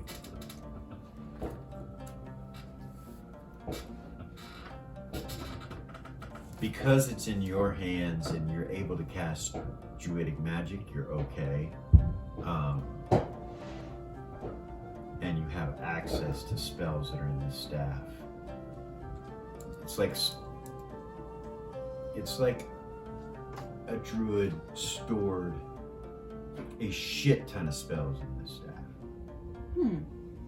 It's like it holds like spell storing type energy. And you realize that any druid spell that you currently can cast can come out of this staff. You know you can just pull it straight out of the staff. Really? Yeah. Any spell, even though it's not in your memory, I can just pull it out of the staff. you can just pull it out of the staff. Any spell that you have That's access to the capability of casting.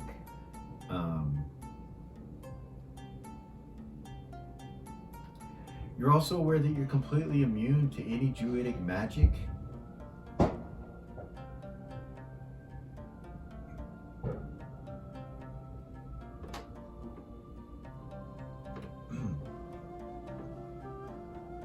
While holding it. That's a really big deal. Complete immunity to druidic magic Complete immunity. while holding the staff.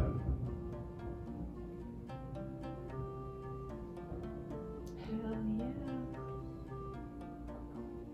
You're not sure how many charges are in the staff that but you know it's full. Okay. Like you'd have to use it a little bit to figure that out, but Right. Okay.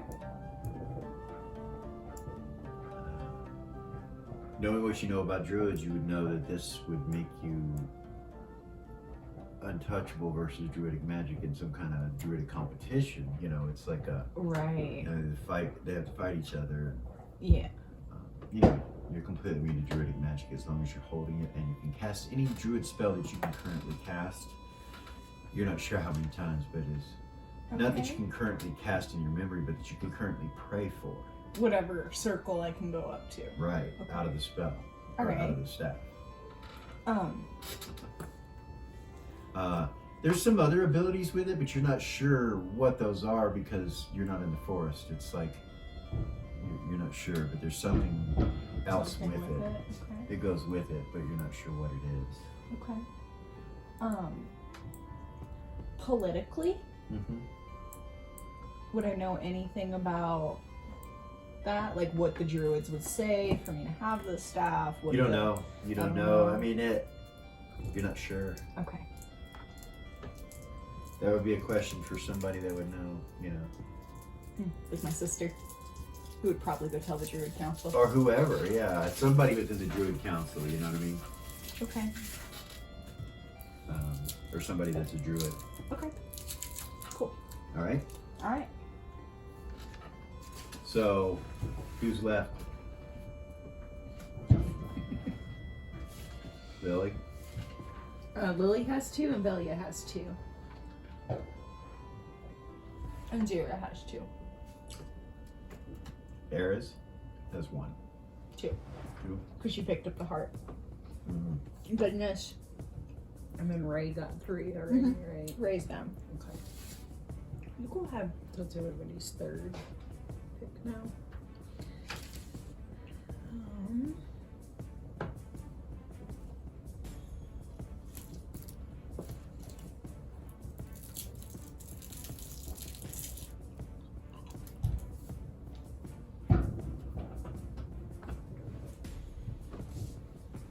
Gosh, I don't know. So there's nothing else on here that anybody's not gonna die without. Eris would say I'm good. You guys go ahead.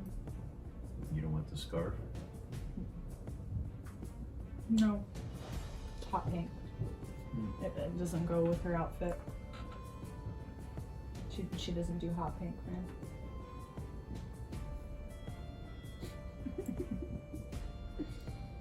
I don't know. That fucking cloak, though. Which one? The top. Yeah, it's cool, man. I just don't think.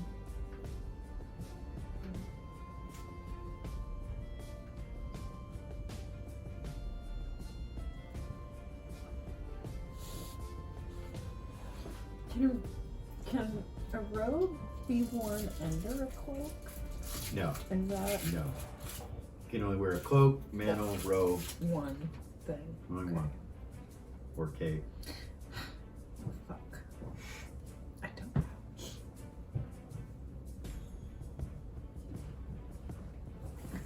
How long have we been sitting on the ship since we got back? I'm just curious. Like we pulled in and then nobody. However long got we've off. been filming, about an hour and a half, 2 hours. For real, right? We just pulled in and then nobody got off the ship. We're Mhm. just sitting here. Funny. Delia will take the scarf. Mmm, I'm sorry that took me so long. nice. I need a new notebook. And then it's just Lily, is that right? Or no, Erez and 02? Eris said she was good. She didn't want anything else? Really? Okay. Scarf of happiness Well- +2. Hold on.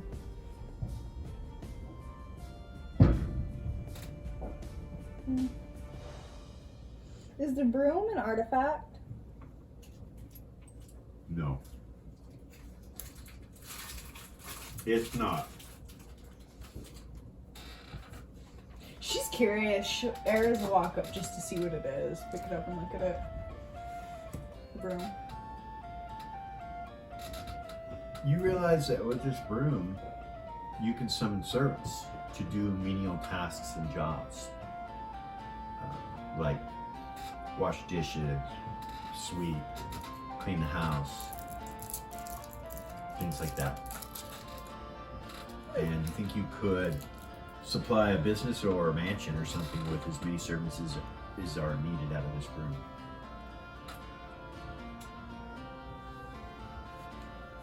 It summons them. Or conjures them. She would look at a day. Check this out.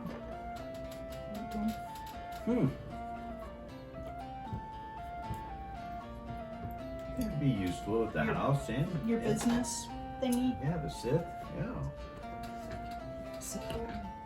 That'll be her third. Yeah. Well, just because she doesn't want to. You said I'm doing that because you said player characters pick first. Yeah. You gave it today, or Let's see. Is there anything else? I don't think there's anything she would want, really. You feel me? Actually, that cancellation wand. Or no, the cancellation rod. That's pretty fucking cool. the Rod of Kavor, Yeah. +4 rod, 46 +4 damage, Mm, cancels innately. Rod of cancellation innately. It can be used, like on a wizard lock. It could be used on on so many things. so many things. Is anybody else gonna want that? Lily? No. Yeah, I'll choose that. Mhm. So in Delia, your charisma went from 17 to 19. I think it's.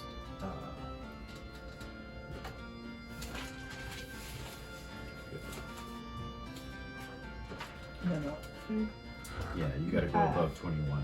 0. It's gonna take Did it the. affect her comeliness? Went to a 17 to a 19. Yeah. Oh yeah, yeah. Hold on. So.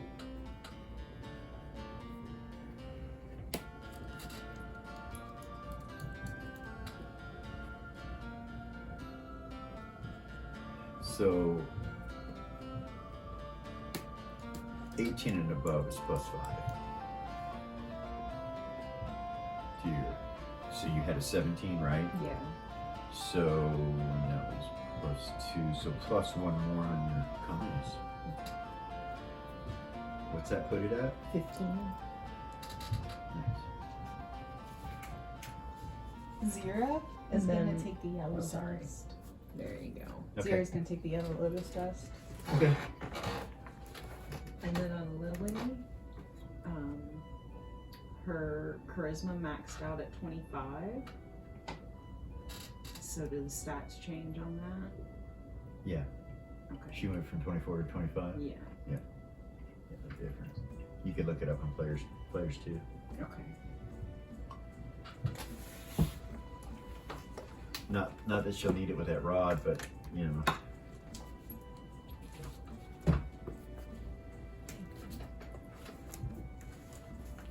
Charismatic motherfuckers. All my characters are done.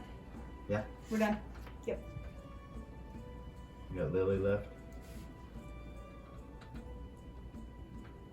Or she has 3 or 2. No, she has 2.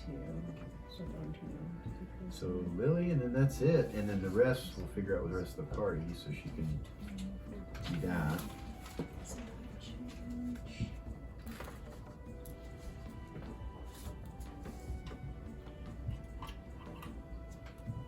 I'm gonna go see what's going on in the city, man. The dealio is since we've been gone.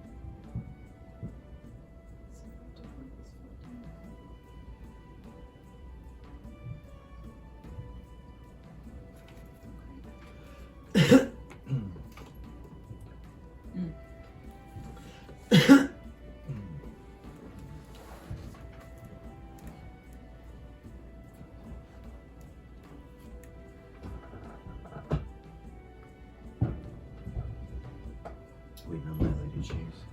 After she's done, 8'4".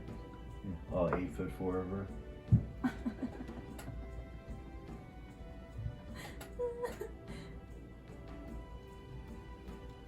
Yeah, she's not gonna. I'm gonna have to figure out which attribute score I'm gonna change on her. Okay. And I don't know. I don't want to make you What about the item? look up all of Last that item. stuff right now. What was left? Portable hole. Oh, yeah. Books. There's 2 books.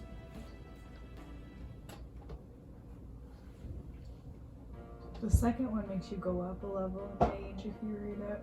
Mm-hmm.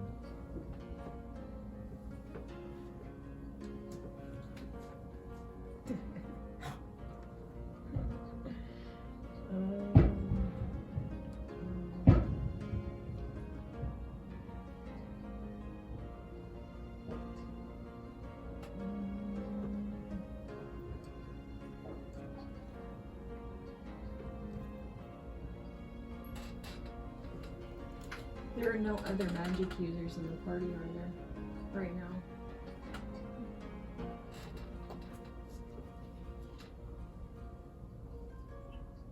No? No? No. He's an Nobody else illusionist. uses a book. I mean, there's other people that are magic users that are not in the party, you know, but there's nobody in the party that is currently in the party. It's on the ship. That's on the ship. You know, like Dusty's a magic user. You may be the only other one. I think so. Yeah. Just you and Dusty.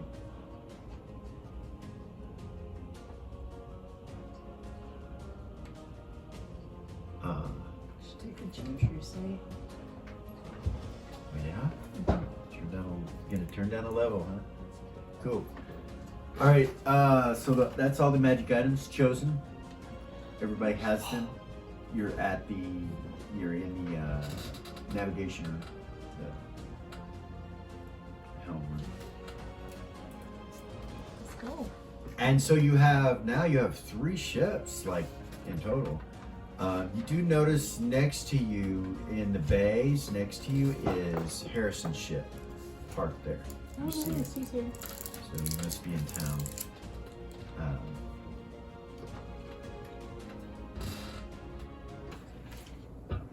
All right. So you got all the magic items, Hell yeah. divvied out, and all that. Let's see.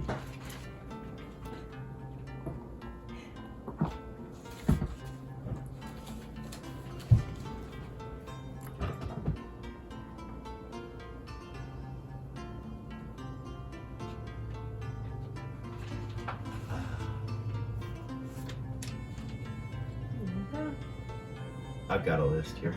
Thank you.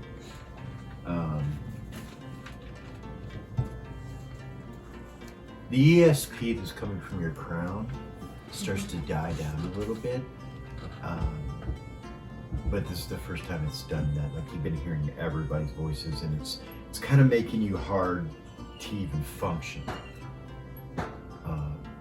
And you realize you need to focus it in while you're using it, and that usually it's in a direction. Instead of a 30-foot radius around you, you can use one of the quarter areas, even if there's no one in that area, so you don't hear anything. But if you're surrounded, you have to choose an area, and there'll be constant chatter in your head. You can't shut it off. It does not turn off.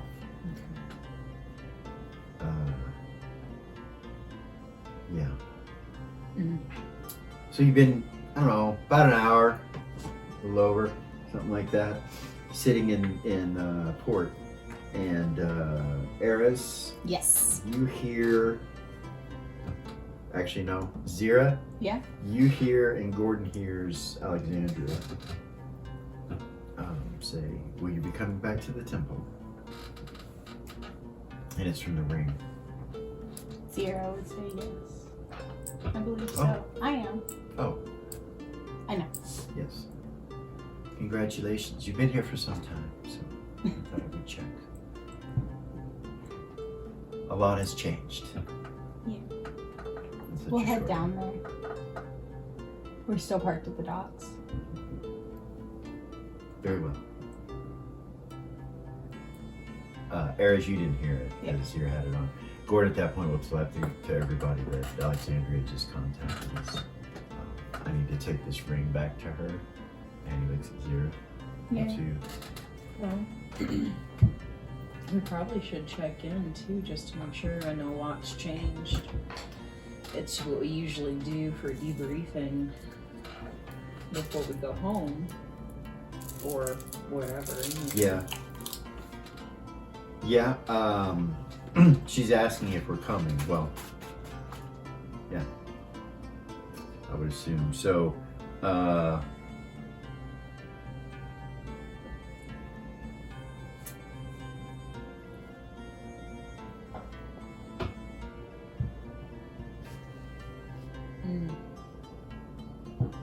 I guess let's just go.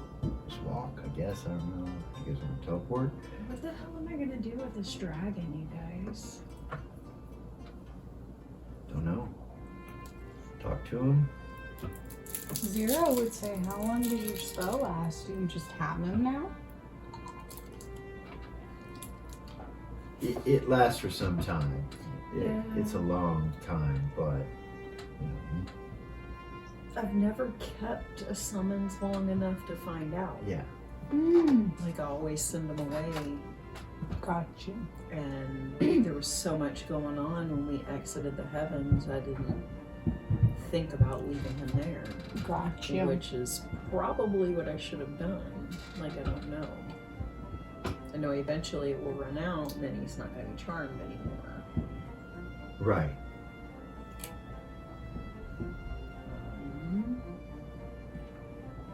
Which I guess I could always... Ray would look at Lily and be like, I can probably control him. More than likely. But what about when we're not around? Like, that's what I'm saying, like where... That's not how it works. It's only when I'm riding him, right? Mm-hmm. Yeah. Yeah. Well, you can build relationships with them. Right. But yeah, as far as your skills go, it's mounting one like Right. that doesn't want you to mount it, Right. Exactly. and you can still. Actually... I have a spell that I can send him back, I think, to his home plane. He's like, I'm gonna hop by the house and check on things there.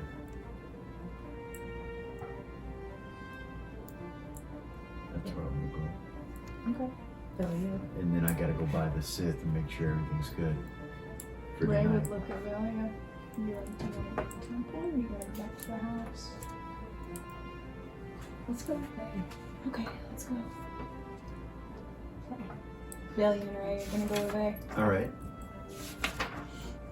Can I have just 1 second, dear? you can. Go ahead, sorry.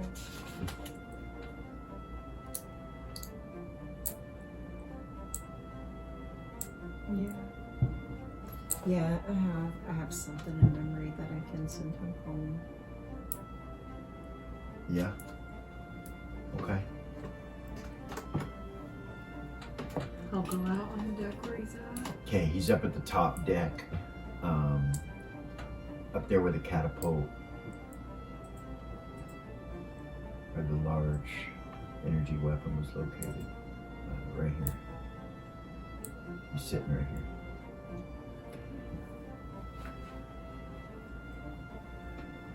Hi, my friend. Good afternoon. Are you ready to go home?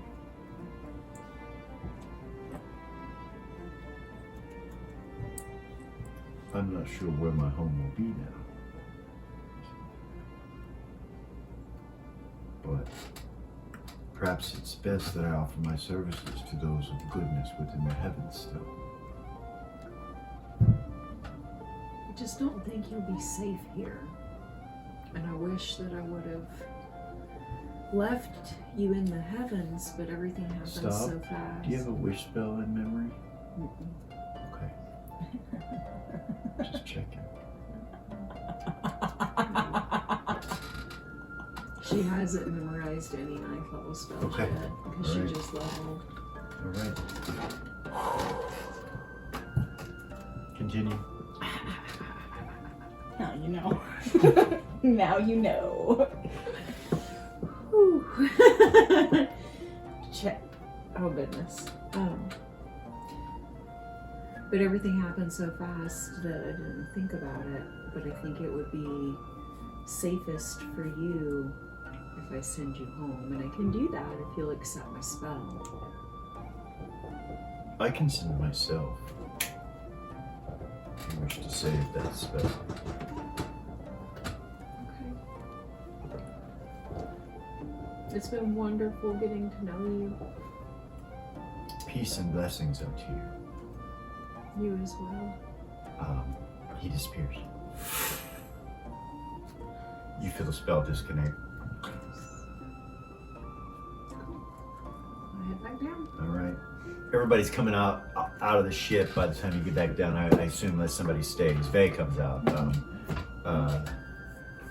Nin and Volker there, and Gordon's kind of looking at him, and he says to one of them, he's like, "So you'll need a place to stay. Temple of Nero has offered to help you. Those of us in the city can do the same. We'll find you a place, but let's go to the temple first."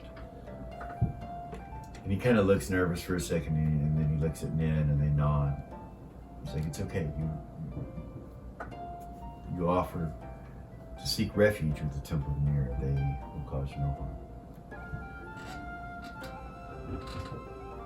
So, yeah. Cool. So Velia and Ray go away. Okay.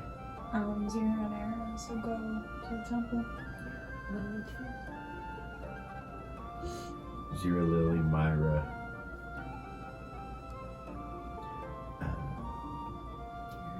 Mal will go with A, and Velia and Ray. Okay. Nixie asked you what you want her to do. She's like,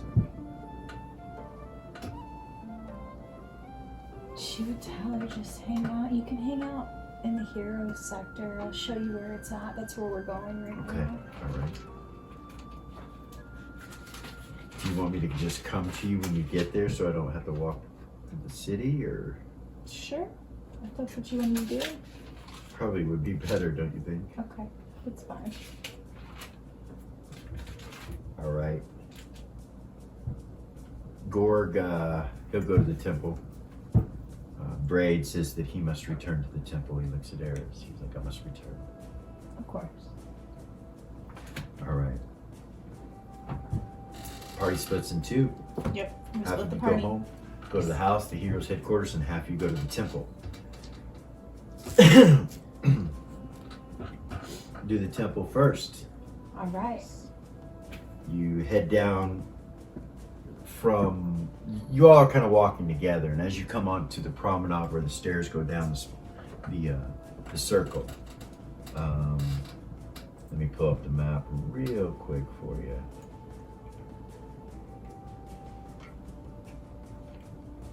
What's happening? Huh? Talking to her.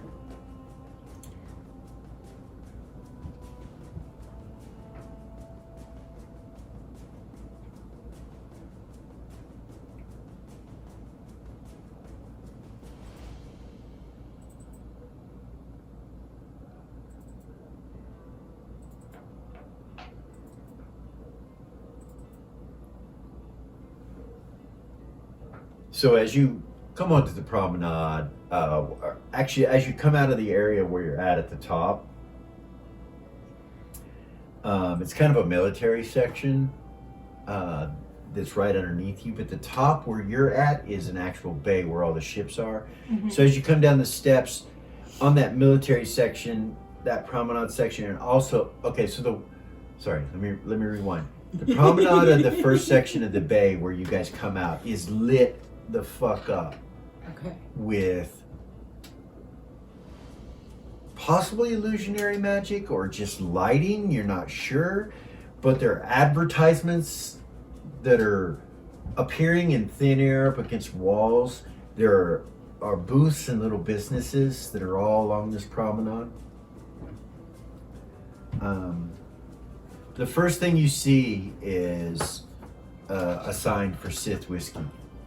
And it's a video. It basically pops up the bottle and smoke comes around it, and the bottle itself, when you look at it, it kind of vibrates and moves a little bit, and it says Sith whiskey.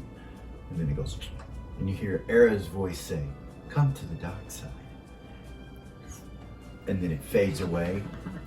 She like kind of puts And her you hand see on it her transfer again, and you see Era standing there just like she is when she stops and looks at Bay with her hand on her hip. You see her hand on her hip on this ad, and it says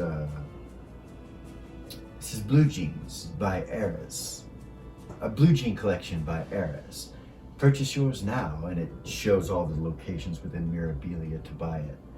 And then the ad disappears. Bay just keeps walking. So basically, imagine a magically enhanced billboards and signs, and they're all over the place with different products and things like that. Completely new. Completely new. You've not seen any of this before. This is all completely new. And it goes that way. You go down the next level, the military section, it's not that way, and that area is kind of sealed off. And as you come in that area, you see there's orcs fucking everywhere, and they're dressed differently. Velia, the first thing you realize is they are rangers. They are Verbadine rangers, and you start looking at them all. And Gordon does too. He kind of smiles, and you look through. All these soldiers are Verbadine rangers. Gordon. Uncle Gordon. You guys keep going down. You go to the next. So all the way down, there's things like this, especially the advertisements that you see for various things. The hero sector is where you're going to come down to and come out onto where the hero's headquarters is. half of the party. Half the party. As soon as you come out, you look across the lake, you see this massive structure. It has magical lighting on it, and it has a sign above it that keeps blinking in a dark red. The Sith. The Sith. The Sith. Over and over again. And it's across the lake, and the building is probably 300 foot long. Double story, 2 stories. So And like right next to my parents' house? between your parents' house and the hero's headquarters. Okay. For some reason, it needs to connect. Let me see. And you see no activity over there by that area right now. Vay just stops and kind of looks at it. Ray, I'll telepathy Nixie once we get up there. Okay. While we're here. She teleports next to you. You can see, you don't hear her, but you see her, and she appears. Kind of looks around, smiles, looks horse smile, and she tells you I'll be over around here, and so she asks you if it's okay if she explores a little bit. Yeah. Okay. Yeah. All right. So there it is. The Sith. Nice. Heroes headquarters is right here. Nice. Close. Yeah. Right there. Right there. And there's a path that goes around it, around the tree over here. The tree's over here and goes to it. Okay. Make Um, it easy to stumble home. Yeah. Right. Yeah. All right. You go to the headquarters and you come inside. It doesn't. It hasn't changed. It looks the same as it did last time you were here. DOG. And as soon as you come in, that dog appears and starts running around circles around you. Now sit down. Excited to see you. You know what I mean? She'll sit down. Okay. Low on him. So you come into here Mm-hmm. and sit down in there. Is anybody in here?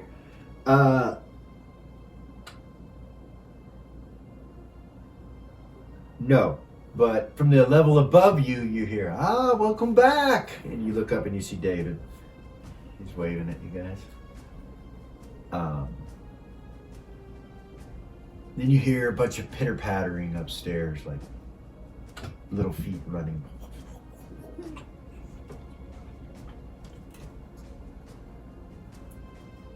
Children? You see this dwarf pick its head up. It's a little dwarf, like a little kid. And he peeks over the ledge at you guys. His face is upside down. Hi. Ray will wave back. It gets pulled. A few minutes later, a few seconds later, you see Hedda come down the stairs, and there's 3 little baby dwarfs following him, but they're older than they should be. Of course. And he's got a big smile on his face. Smile.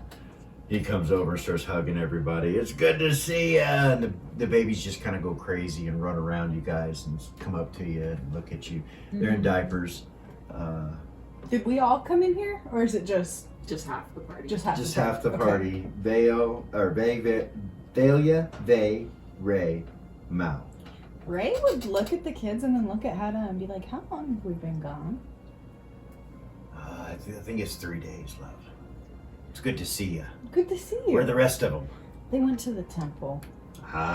Hey, drop Check that. it. Put that down, he says, and he yells, and you see one of them's got one of the plants from the thing, and he's holding it up in the air, and he goes over and takes it from him. He goes, sorry, and he picks up one of the kids, and Mal's just looking at him kind of funny. Wow. He goes, I know, it's a long story. I'll tell you about it later. Gorgain all right? Everybody all right? Mm-hmm. Yeah. I'm gonna take these kids to their mother. Then I'll head to the temple and see everybody else. It's good to see you. Glad you're all right.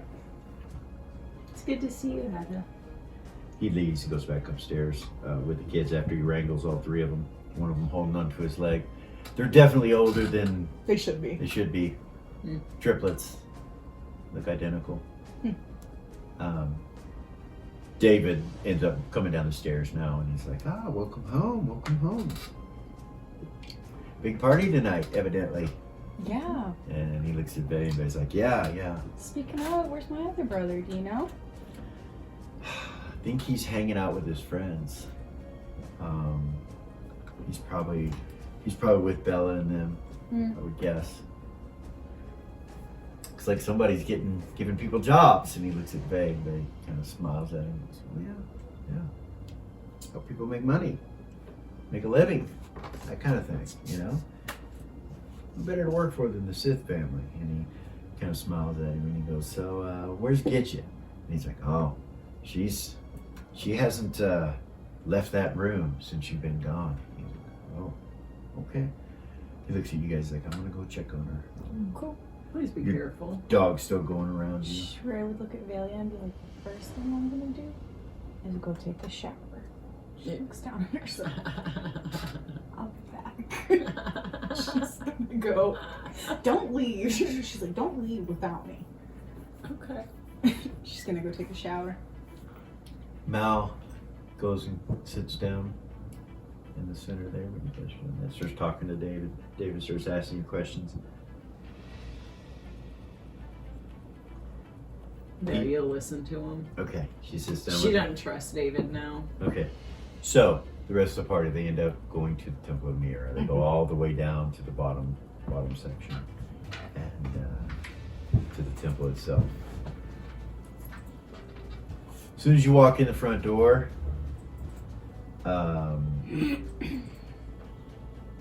your abominations come walking over to you from the side. Nice. I almost want to hug him. And then just stand there next to you. You see Alex off in the distance down a hallway coming towards you guys, and he waves. Gordon's like, told Alexandria she's here, or that we're here. Okay. Alex walks up to you guys. He's like, the boys found you. Good. They've been doing some training. Yeah? Yeah. What kind of training? I believe they know how to use their weapons quite well now. Welcome back, you all. I'm glad you're okay. Congratulations on your mission.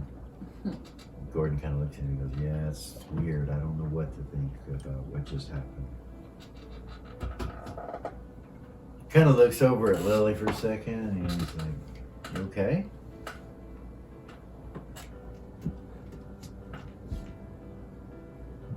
Myra? And she's like, yeah, we're good. A lot of change. I see.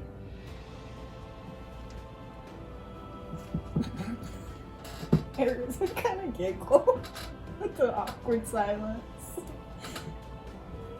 So,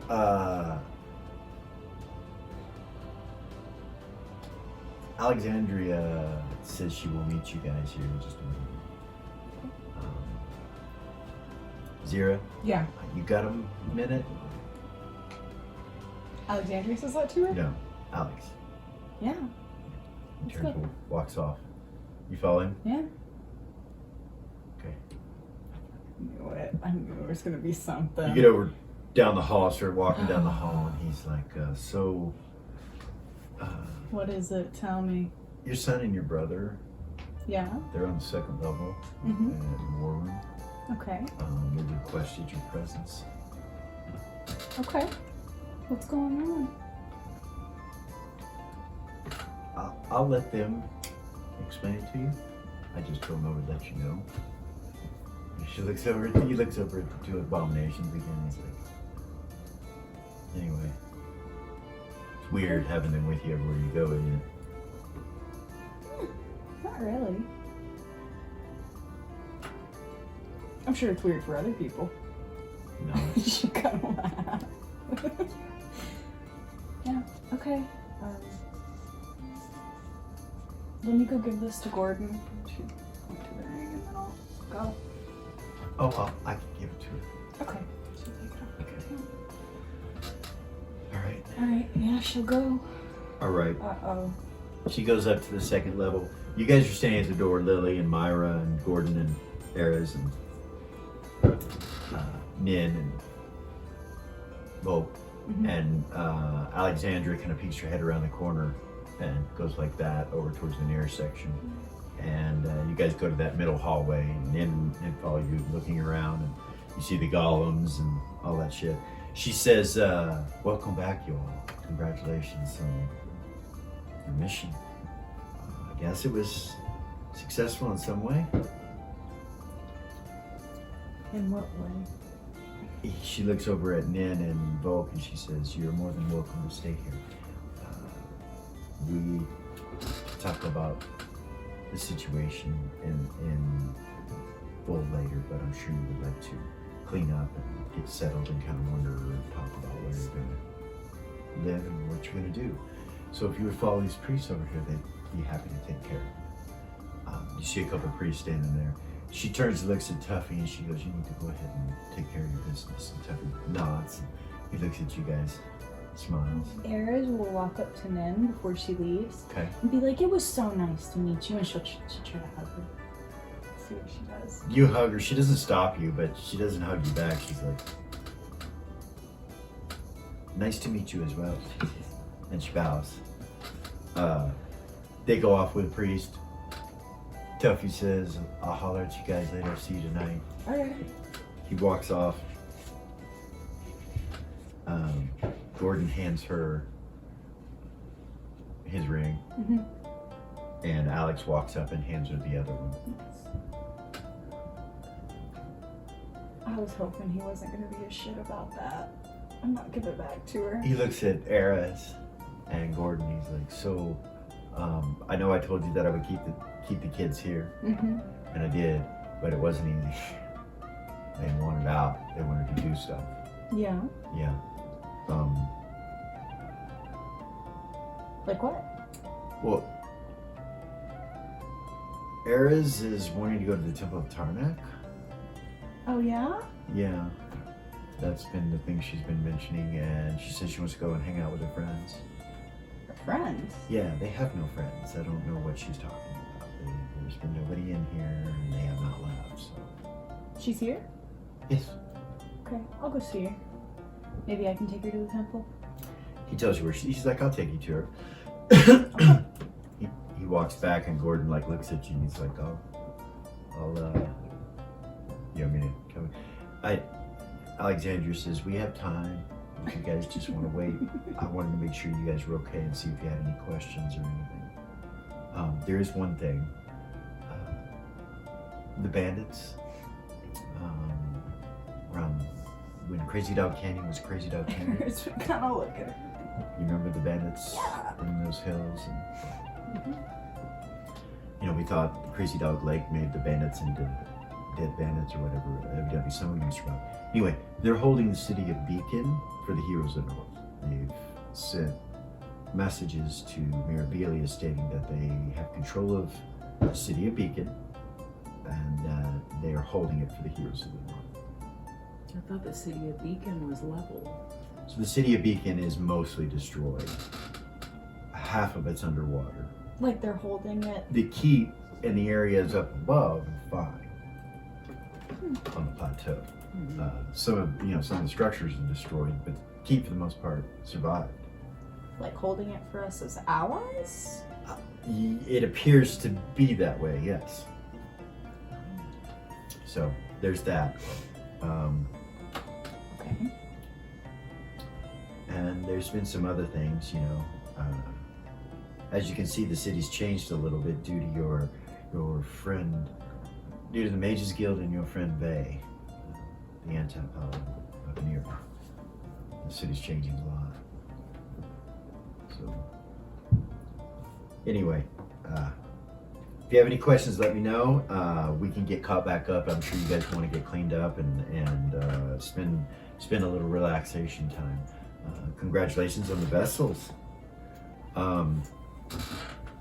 We attempted to find the beetle and we've been unsuccessful at finding it. We found the location, but we never found the beetle. This mage has absolutely changed everything up there. My new friend? Yeah. The one with the white towel? Yeah. Changed a lot. Everything. It's interesting. But I don't think this is over.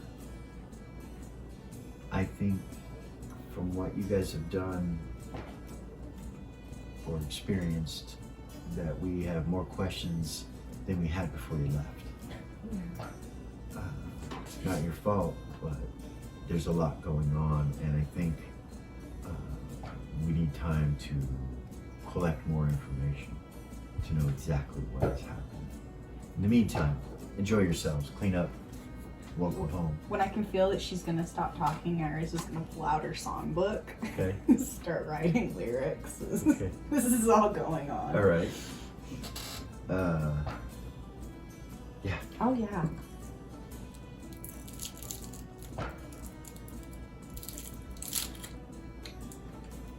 That's all I can think of right now, right off the top of my head. I let the dragon go. She says, like, since you left the city. I shouldn't have brought him back. Everything just happened so fast, I didn't think about it. Of course. I understand. Things happen. It was super helpful though. In the last room that we were in, we probably wouldn't have made it out had he not been on our side. So that was Well, that's good then. super helpful.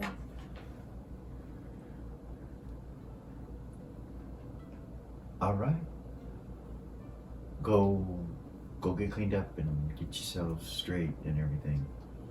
And tomorrow, first thing, we'll try to figure some of this out. Enjoy yourselves this evening. I hear it's Vay's birthday and his brother. I probably will not make it this evening. There's too much to do, but yes. You always have too much to do. Yeah, very busy. If I could, I would hug you. Just know for future reference. Every time you think I'm gonna hug you and I don't, it's because I can't. She nods. Yes, Alex says there's something wrong. Sorts. We can discuss all that later. But yeah, Thank you. of course. Iris is gonna follow Alex Okay. to go see the other Iris. He will take you to her room. Nice. She's got a mandolin that she's playing when you walk in. And she's come on in. Hi. And she Hi. bounces over and gives you a hug. Give her a big ol' hug. How are you? I'm good. I'm good. Glad you're back. Glad you're okay. Me too. So I hear you want to go to the temple of Tarnak. There's this. So I met. Tell me. Smile at her. I want to play music. Who'd you meet?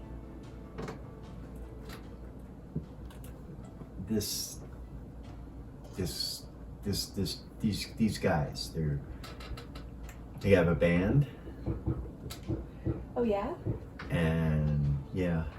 Who? The band's called Z Stick, and they want me to. She'll smile at her real big. Oh my dear. She gives you a big hug. I'll hug her. You know that's my band, right? I do, and I want to sing with you. I want to play with you. Oh my goodness. She gets really excited. She goes, I've been practicing. Oh yeah? Yeah, I know the song. She says, at least the ones that you already have. Nice. Well, I was gonna get in contact with them here in just a minute. Let's go back to the house and I'll get cleaned up and then I'll call them over. Okay. Bless you. Goodness. Yeah. Okay. Yeah. Let's go. Let's Get go. the fuck out of here, she says. Sorry. I shouldn't have said that. I'm sorry. That was rude. She starts grabbing her stuff. It's already like packed for the night out. You can tell. Yeah. She's like, so there's a party tonight, and they're Yeah. gonna play. They're gonna play at the party. They said Yes. you're gonna play at the party. Yes. Excited, she says, and smiles at you. All right, Zira. Yeah. You go up the second floor and you come down the hallway.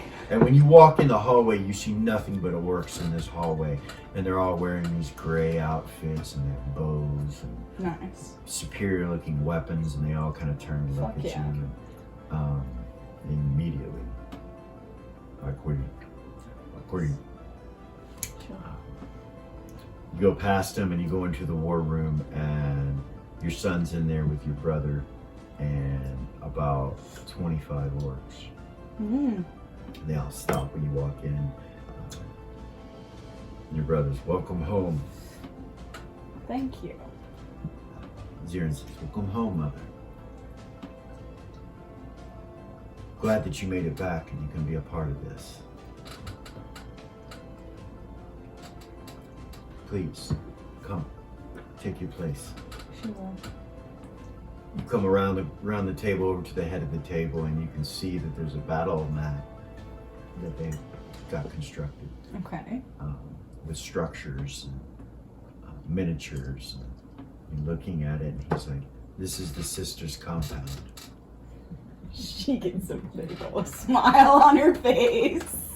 It's been a long fucking time It's coming, been a man. long time coming. Nice. We know some things, so I suppose we should start talking about what we know instead of continuing where we are. For the most part, we know what to do to wipe them off the face of the ship once and for all. Well, tell me what you know. And they start to tell you. Stop there. So, this is a character goal. It is. Huge. Your brother, Big deal. your brother telepathies to you. Havoc telepathies to you, and he says, "His plan's a good plan." And he starts. Your son starts. Zirin starts describing to you what to do, what his plan is. Fuck yeah. So we'll leave that where that's at. Okay. And we'll go back to the house with Vay and all them. So Ray's gonna take a bath. Yes. Get cleaned up. Yes. Velia's sitting, hanging out with Mal and David. And Mal asks David what's going on. He says, "Tell us everything that's transpiring within the house and the city so that we're not caught off guard." He's like, "Oh, well, there's a lot that has taken place. Obviously, you can see what they call advertisements everywhere. Vay's changed the commerce of the town.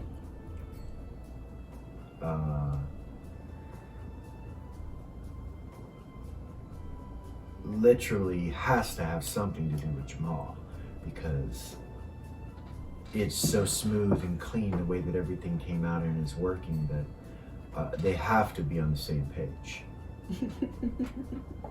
And Mal's like, "Well, of course they are. I'm sure he would not do anything without his help." "Yes, but no, you don't understand. The city of Mirabilia, and there is no problems with money. They started this thing at the bank where they're selling small portions of businesses, so that if the business grows, the small portion grows." And basically, he's just talking about the stock markets that they started some sort of financial thing. Yeah. And he goes on to talk about how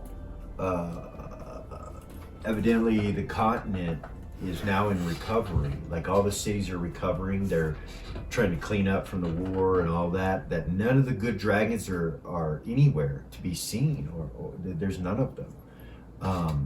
He believes that there was a huge war in the east, and that when the attack came, Velacorsai and the Chosen One, the protector of Tiamat's people, all went back to the east to continue the battle there. But since then, we have not seen or heard from any of them. I don't know if the city's still in contact with them or not.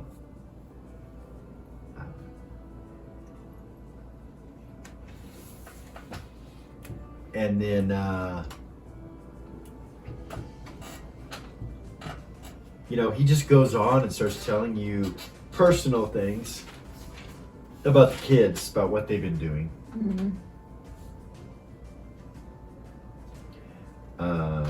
He mentions that Lucy is mysterious and that she's goes out late at night by herself. He mentions them out. And I was like, really? He's like, yeah. He just goes on, starts to talk about the kids. Yeah, he tells him Dusty got an offer to become an apprentice under this white mage guy, that he offered Dusty an apprenticeship. And Mal's like, did he take it? And he's like, I don't know. I don't know, but I know he offered it. He came here. I met him. What's he like? The white mage? Yeah. Really nice.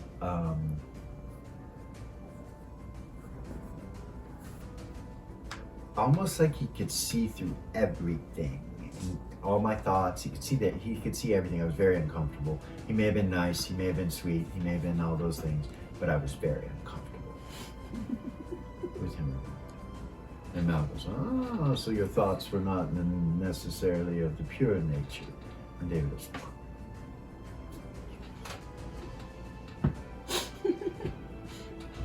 doesn't take a genius to understand that or know that. But still, I don't like people in my head and stuff like that. You know, I don't think anybody does. And I was like, yes.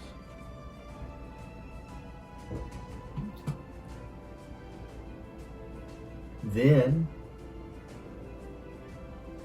also, the kids have been having people over to the house. And, you know, I don't mean to be a judge, but Dr. Levitt's son has been here a few times, and I've told the kids that he's the son of someone that doesn't treat the heroes very nice, you know. But anyway, things like that. Ray's taking a quick shower just for Okay. no. All right. And so you go on to talk about a few things. Lily, what are you doing? We were at the temple. Getting ready to Gordon leave. and Ares left and went to go get little Ares. I don't know if he So went you're standing with there them. with Gorgain. We were at the temple. Alexandria just told us to go, so we would be leaving. Yeah. So you and Gorgain turn to leave. Myra. And Myra. Yeah. Yeah. Well, that was strange. Gorgain. Right? She didn't say much. She did.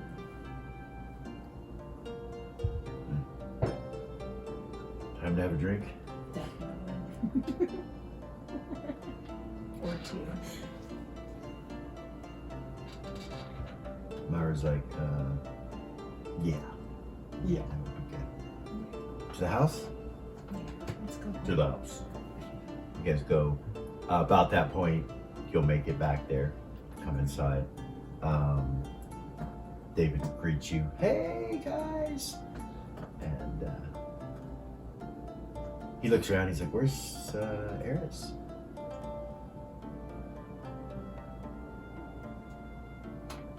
Gordon's like, Gorgain's like, he's with her, she's with her, Gordon, I believe, at the temple. He's like, oh, okay. All right.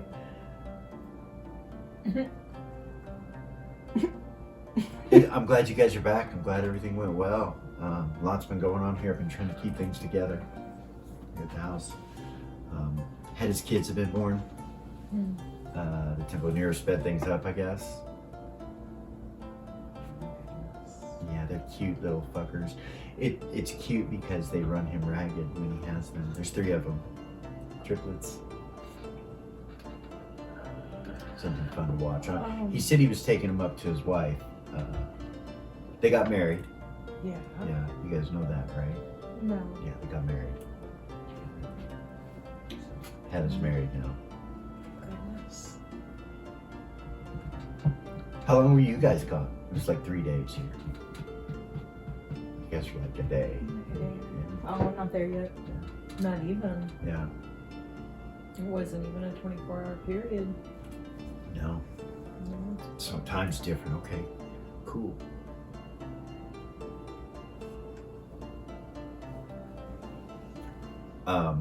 As you guys are sitting there, Dusty comes from around the corner with Lucy. They come walking in, and Dusty kind of just looks up, looks down. They're back. He turns and looks at Lucy, and she goes, "Yes, yes, they're back. Hi, guys. Hi. You're back." How are you, Dusty? To Lily. Dusty. I'm Dusty. How are you, Dusty? This is a joke.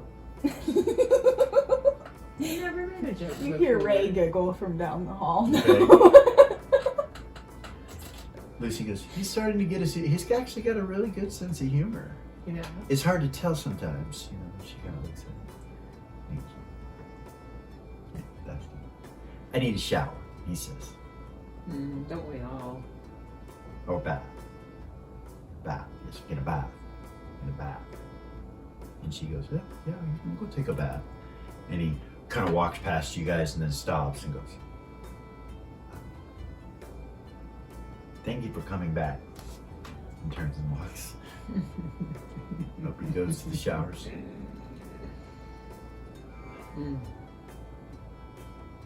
Sweet kid. Yes. Yes. Sweetheart.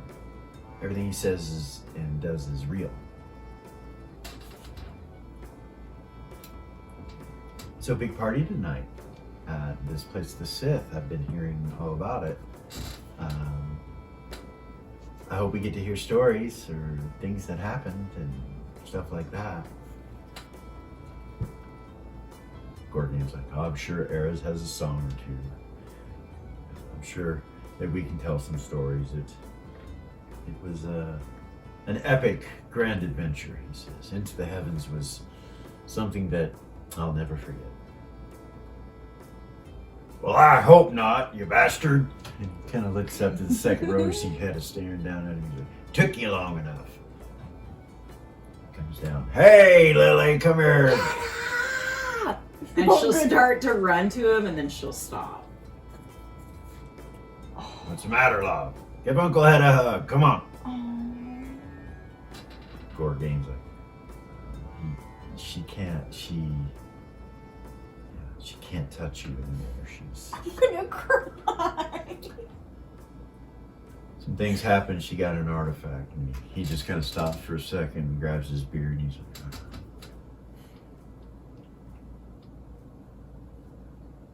"How bad is it? How bad does it hurt me?" He goes, "We don't know yet, Hedda. It's almost worth it." It'll poison you. "Well, I love you anyway, Lily." And he kind of crosses his arms. "And the rest of y'all, love y'all. Glad to see you back. I love you so much, Hedda. You look good. You too, Myra." She goes, "Why, thank you, Hedda.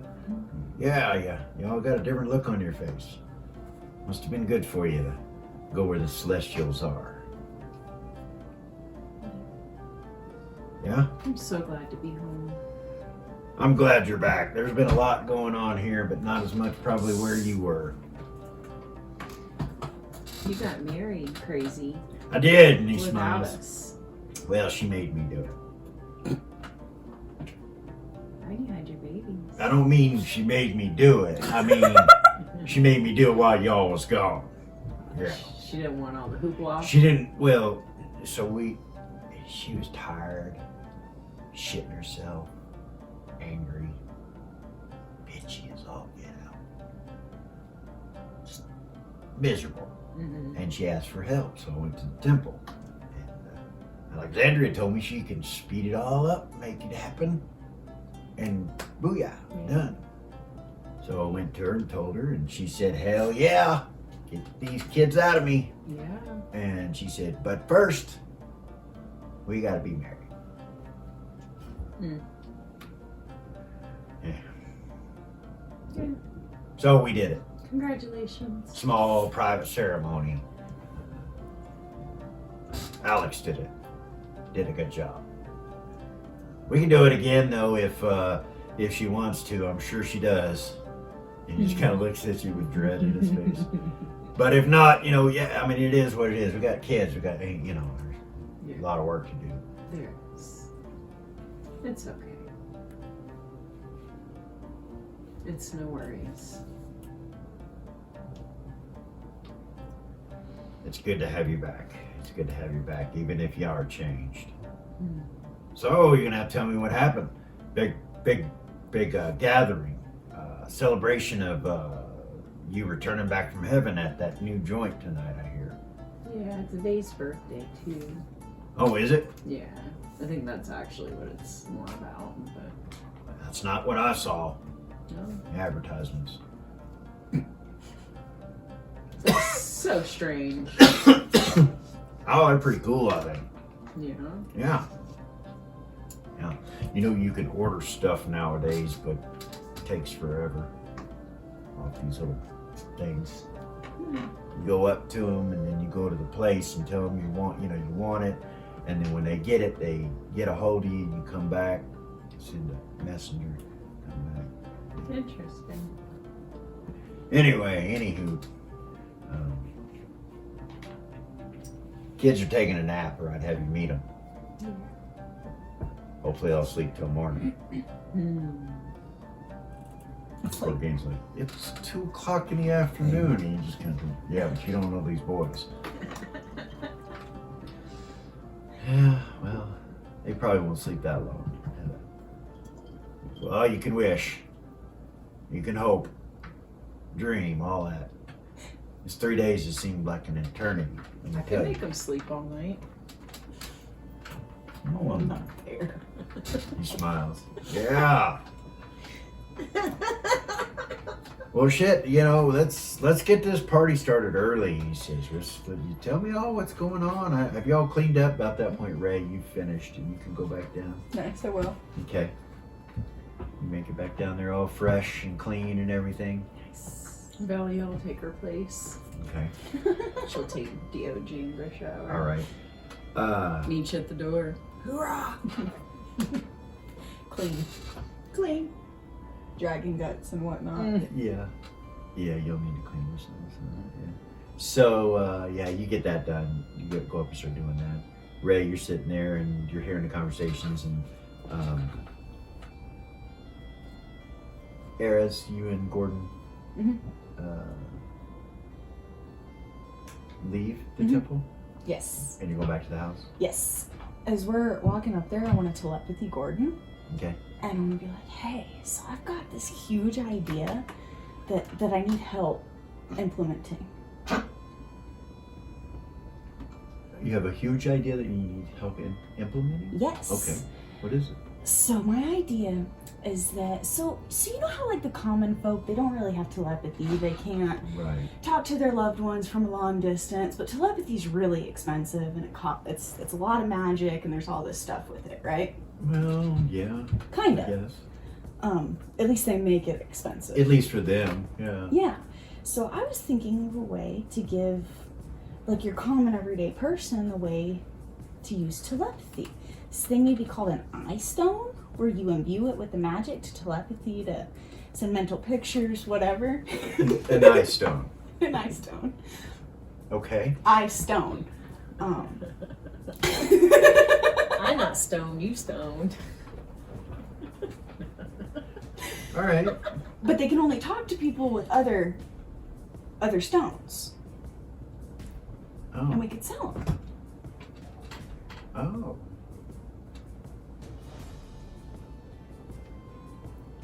Giving the commoners the ability to telepathy one another. Yeah. Family members, people in other cities, Yes. or whatever. Yes.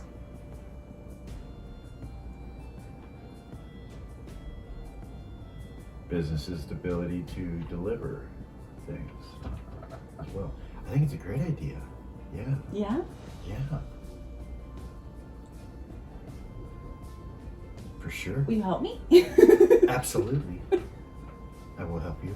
You betcha. Cool.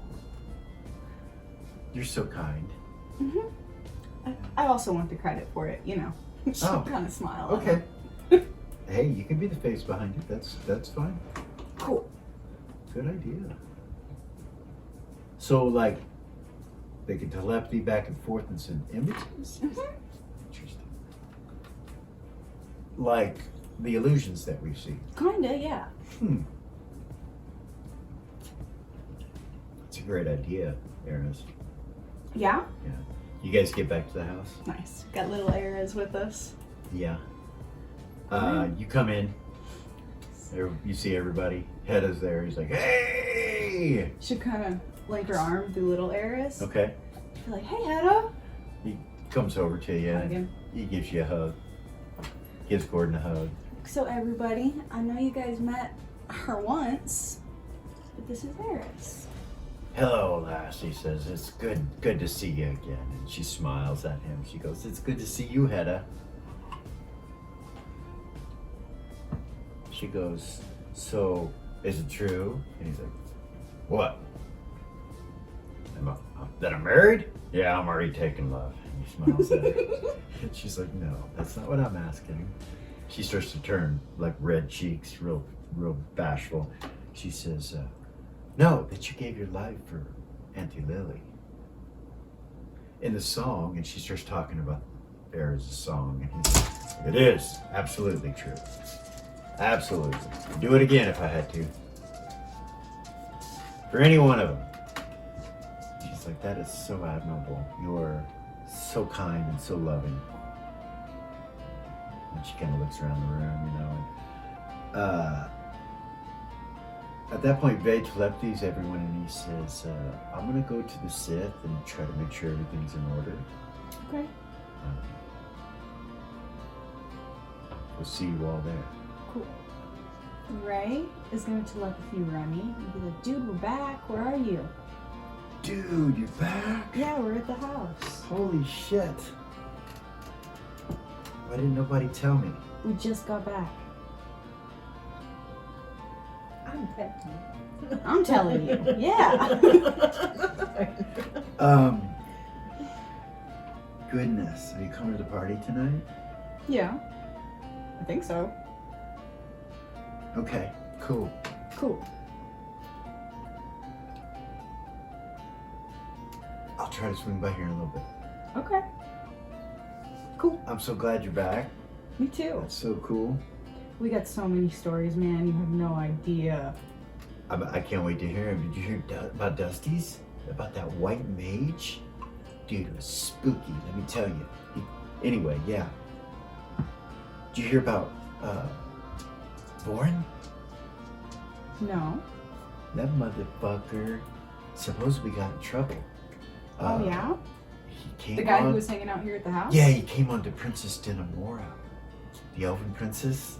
He did what? Something. He did something inappropriate with her, from what I hear. And then there was some kind of thing, something about that he's wanted because his wife was killed.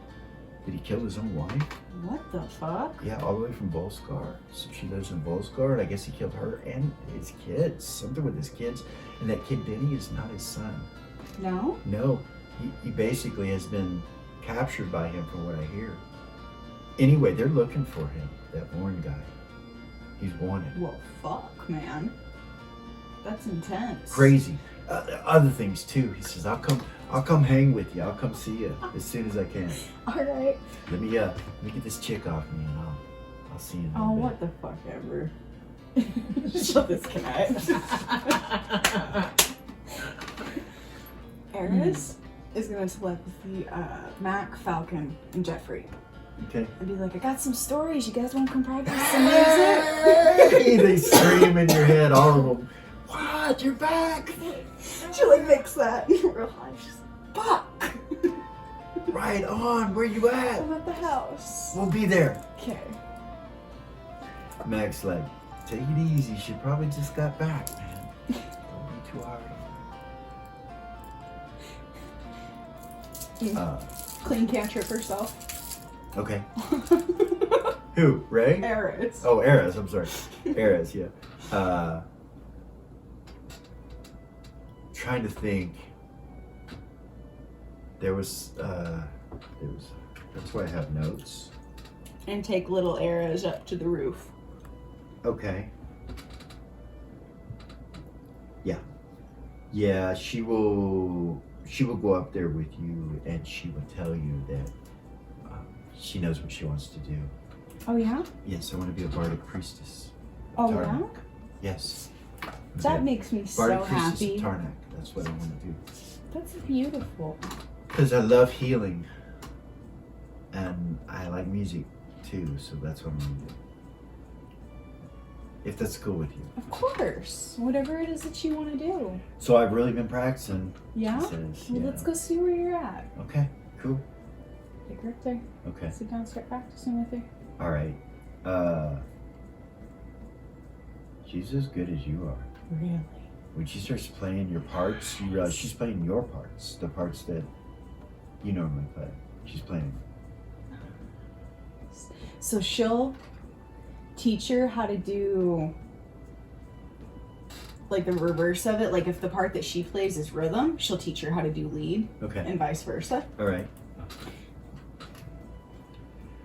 So when you pull out of the song and start trying to show her something new, she doesn't know what she's doing. You can tell that she just practiced the same Just thing over and over. over and over and over until she got it. That when you try to pull her outside that, she's like, how do I? And it doesn't sound right. And Right.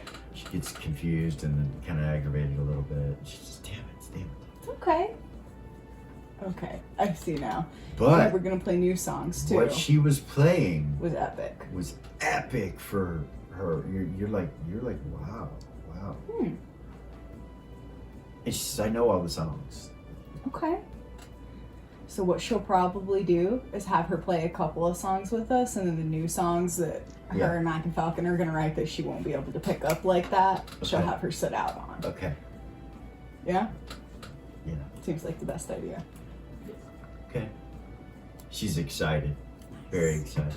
Yeah, she'll just do that. The boys show up. Nice. They say hey to everybody. Falcon and Jeffrey and Mac. They say hey to everybody and everything, and they go up where Eris is with little Eris. That's great.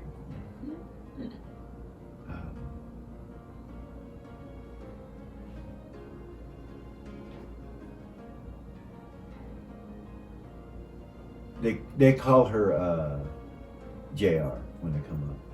JR, and she's like, hi guys. Oh, I showed dear. her, and they look at you like, How'd you guys meet her? she's fucking good, right? She requested that we come to the temple, so we did. Nice, Yeah. nice. Taught her everything. She wanted to learn it all, so we started teaching her one song at a time. Hell yeah. Yeah. She is. She's really good. She picks up pretty quick. He says, and kind of smiles at you. That's Falcon. Yeah. And Mac's like, so how was it heavenly? For sure. Nice. Not what you think, though. Yeah. Mm-hmm. It is a stairway, though. You mean a stairway to heaven, or there was a stairway in heaven? There's stairway to the second plane. Ah. 3,000 miles What? tall or something crazy. Oh, you got some material, don't you? Oh yeah. Oh yeah. Yeah. Let's write some songs. So hey, there's a lot of important people coming tonight. We need you on your game. Okay. We need to do the best job possible. All right. Yeah. It's gonna be fun though. I'm excited to play with you. Yeah. Show her what you know. And she's like, okay. And so you guys practice. And that is where we're gonna stop today. It's been an awesome game. We'll pick up back there. I know that the beginning was a lot of collection of magic items and that kind of stuff, but it needed to be done. It was rare, unique.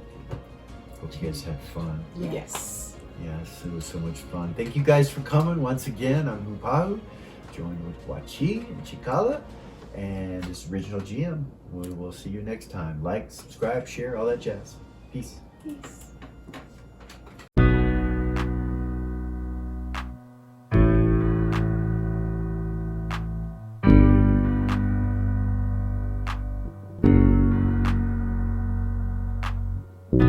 There's a gift inside the old gods granted me, a vision of the way to change reality.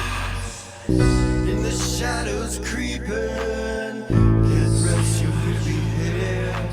No time for you to sleep now, or evil it will spread. So gather all your friends and listen to my tale. Adventure story shaping magic and the veil. Dragons, devils, demons, and creatures that I fear, and heroes of the known. Just please don't be scared. The heroes are the monsters to the enemy. It all depends upon the way that you perceive. Original GM, we're here to set you free. Come join in the adventure. Who you wanna be? Who you wanna be? We are